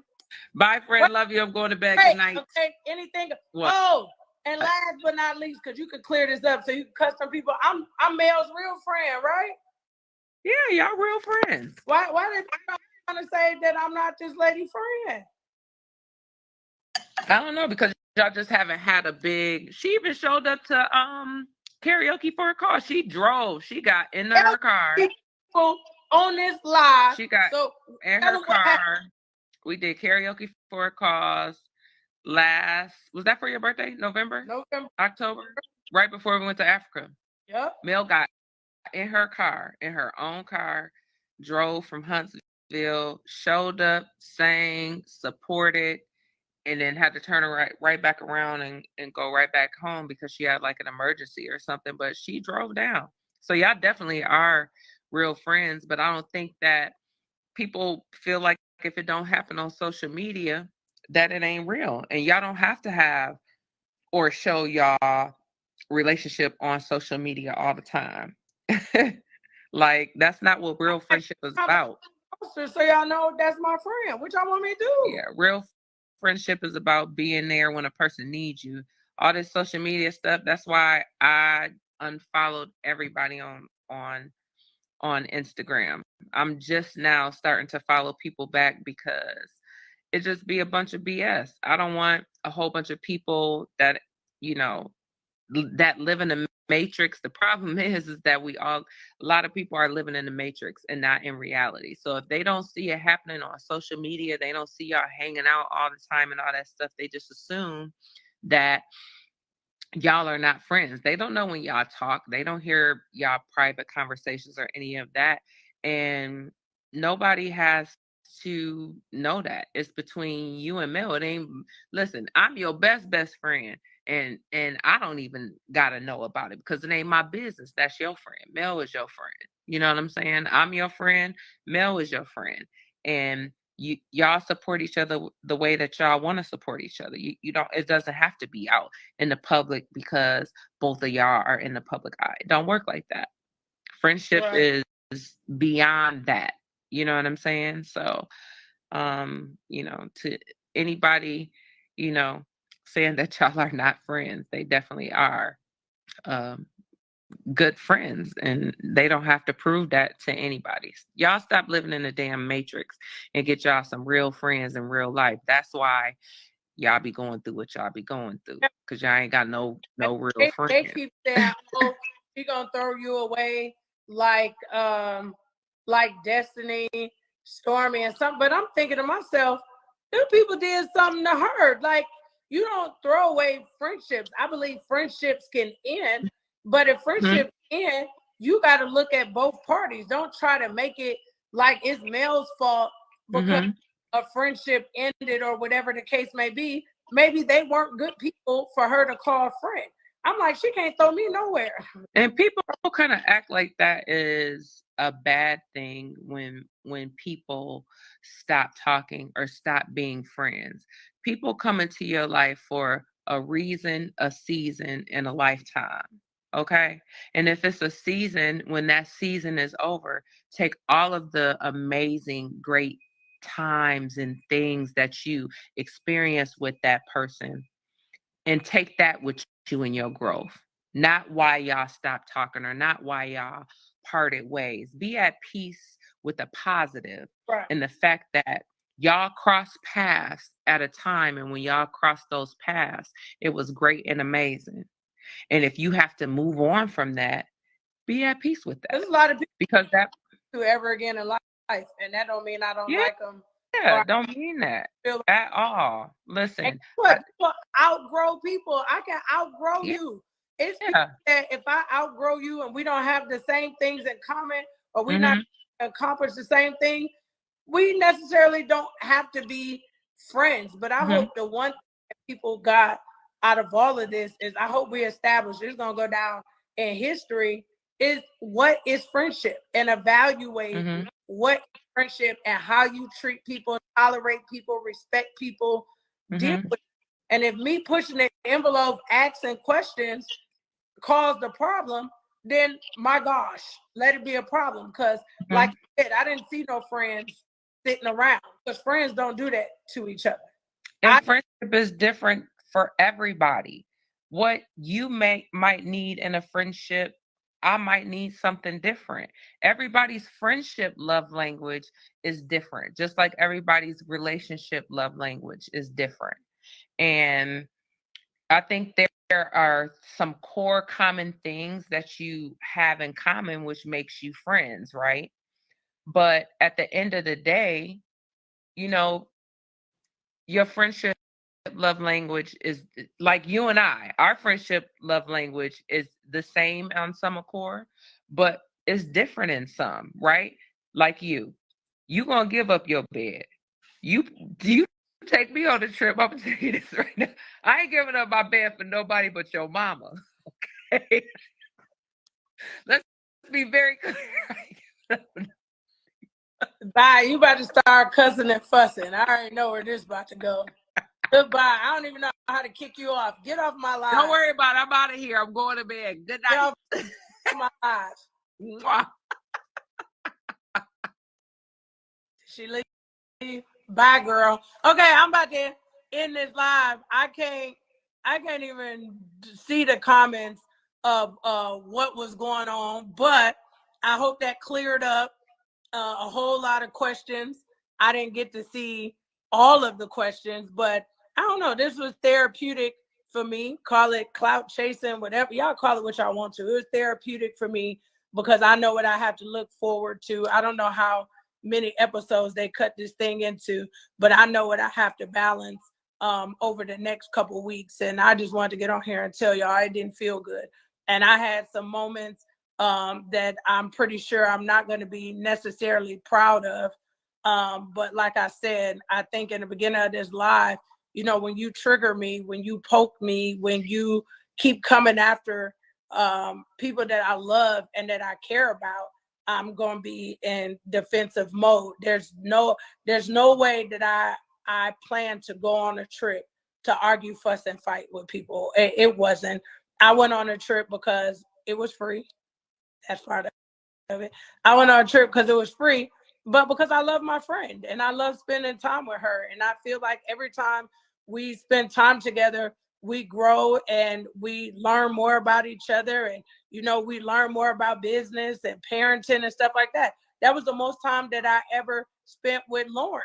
Lauren is from Chicago. That's our cousin. If you're from Detroit, Chicago is your cousin. So as quiet as Lauren is, Lauren ain't with the BS either. So y'all don't want Lauren to talk. Y'all think y'all mad at me. Lauren is from Chicago and Lauren is quick on her feet. And so that was my first time being able to spend that much time with Lauren. And I want to say this, as much as people don't give Mel credit, Mel has helped an extreme amount of people in so many different ways, mentally, spiritually, emotionally, even financially. There's people that are benefiting, you know, from this show. It's people that's benefiting from her pain. There's people that are benefiting from the things that make her happy. And so I just always want people to be consciously aware that when a person is constantly pouring from a cup, that they have to be filled up also too. So as much as, you know, they want to go off on the millimeters, let me tell y'all something. I pray to God one day that God gives me a support group of women that stand behind and support and rally and love like, you know, the millimeters do. And I just feel like, you know, some people's like, oh, well, you know, you all up in the millimeters. Yeah, that's my friend's crew. Shoot, I root and cheer too. I'll buy product too. I'm like, and my t-shirt, God says go. Baby, that t-shirt is my sweatshirt is all the way in South Africa. Y'all would not believe. I was in a store and one of my friends was like, oh my gosh, green is my favorite color. And I love what your shirt says. Your shirt says, God says go. And I took it off my back. I had on a little tiny skinny shirt up underneath it. And I was like, dang. I was like, you know what? I was like, this is my friend's line, but let me leave a piece of her in Africa. And so I did that. Sidebar, for every single person that donated to the water project that me and Mel are going to do, it's done. We will go and travel. I'll send out an email for an update, but the goal really was, you know, for us to travel and, you know, for us to do a whole big video with y'all. The goal was just to get the people clean water, if you ask me. Now, I know we live in a social media world where everybody actually wants to see, and a big part of that was being able to visualize it, and some of y'all bought plaques. You still get that. It's just about working on our schedules. Mel's kids are extremely, you know, busy, and, you know, we got a little Serena over there playing tennis now. We got us a baseball player coming up in this thing. And so managing kids and schedule, you know, and businesses, it gets complicated. So our heart was in it when we was like, we're going to go. But then trying to get on the same schedule with babysitters and kids. And, you know, shout out to Mel's mom, who's 1000% supportive. We're both running a big, well-oiled machine. So your donations were not in vain. There's a village of people with fresh, clean water. Can't wait to show it to you. You know, so we don't have to talk about that. And people are like, what happened? What happened? It's still there. And I'm thankful, you know, that she wanted to contribute with my cause. But Mel supports me on anything that I've done, and she supported my business, all of my businesses, 1000%. I told you I'm a serialpreneur, so she's supported my businesses 1000%, the same way that I have supported her. So I hope this answered some questions. I hope next week we could talk about it, because just pray for me, y'all. It's gonna be not my proudest moments. I can say that. It's gonna be some not proud moments. I really thought that I had outgrew some things in life, and it's just those triggers. It's not for a TV moment. I tried to hold myself as long as I could, and it just didn't work. I'm a human like everybody else. But here's something that I learned. If you don't want to be triggered, or you don't want to do certain things or say certain things, you can't put yourself in those type of environments. And I tell my coaching clients all of that. Like, if you're a crackhead, you can't go back to the crack house. Like, you just a little removed from it. It's still inside of you. You still crave drugs. You know, you still crave the thrill of it. So you have to be cautious. You know, you can't go back to the crack house. The same thing with alcoholics. How you gonna say you don't drink no more, but you keep going to all the parties and you standing around people that's taking shots? It's hard. And so I feel like, because I had to heal and grow from so many of my own personal things and how I react to things, because I was a big reactionary person. I would react first and think later. I used to be that. And I always pre-apologize to anybody that's met me if you met me 2017 and back, I just apologize in advance. If you knew me from 2017, just going, backwards, I just apologize in advance because I was young, I was immature, I still had a lot of growing to do, I still had a lot of life to live, I still had a lot of personal healing and trauma and things that I really needed to heal from. And so I wasn't a good friend to some people. I wasn't a good business partner to some people. I wasn't a good person. If you ask me a question, how to respond to that took time, and it took growth, and it took maturity. And so who I was back then and who I am now are two completely different people. So that's why when you like, why are you fighting so hard for your behavior? Or why are you fighting so hard, to try to explain yourself? Because I keep getting, why are you explaining yourself? Why are you explaining? Because I fought not to be that person. I grew not to be that person. I work to coach people so they can learn about their triggers and grow from their mistakes. I work with people so that they can be healed, so they can go to the next level. So I'm gonna do all that work on myself and other people and then fall right back in the trap. It's like being on a diet. I was on a diet, I lost all the weight, and then I just went to go eat the whole bag of cookies. That's how this feels. Good. I couldn't figure out how to explain how it feels. I basically was on a diet, lost all my weight, and then in one instance, I went and ate a whole bag of cookies, like the whole bag of cookies. Like y'all don't even understand. Like I just lost it, like completely lost it. So anyway, that's it. I see people leaving this live. I gotta go. I love y'all. This weekend, let me give y'all all my shameless plugs. Don't y'all leave yet. Click the link in my bio, the one under the link tree. First 40 people. I'm looking for y'all. Free product. Just slide in my DM for that. I got specials on the live. If you missed it, if you can't figure it out, slide in my DM. I'll give y'all the information. But these shirts, beyondthegame.org, become a global change maker. We're building an orphanage.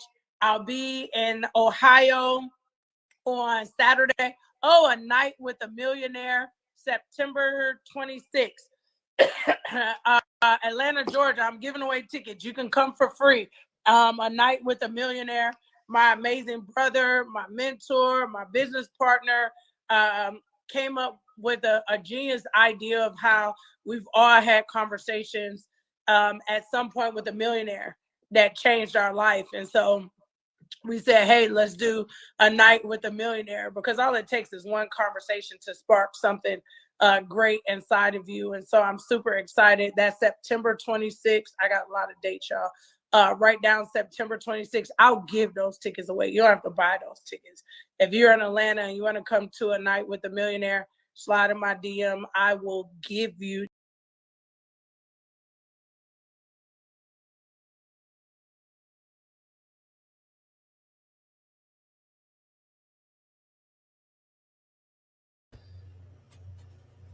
Did her phone die? No. Your girl gotta go to sleep. I didn't want to cut her off. I felt bad, but she about to I got leave to anyway. up early. Yeah. So make sure y'all go check her out for all the things that she is plugging. Her shirt, donate a shirt towards the water. Or no, not the water. It was towards sanitary napkins for the ladies. Let's put it in the chat. Yeah. Beyondthegame.org. Let me see if I could put it in real quick. Matter of fact, I think I thought I had it. Where's my phone? I'll put it in the chat. Put it in the chat. Okay. Okay. You have it. I have to look it up. Beyond. Oh my gosh, I can't even do it. That cat ain't sleepy too.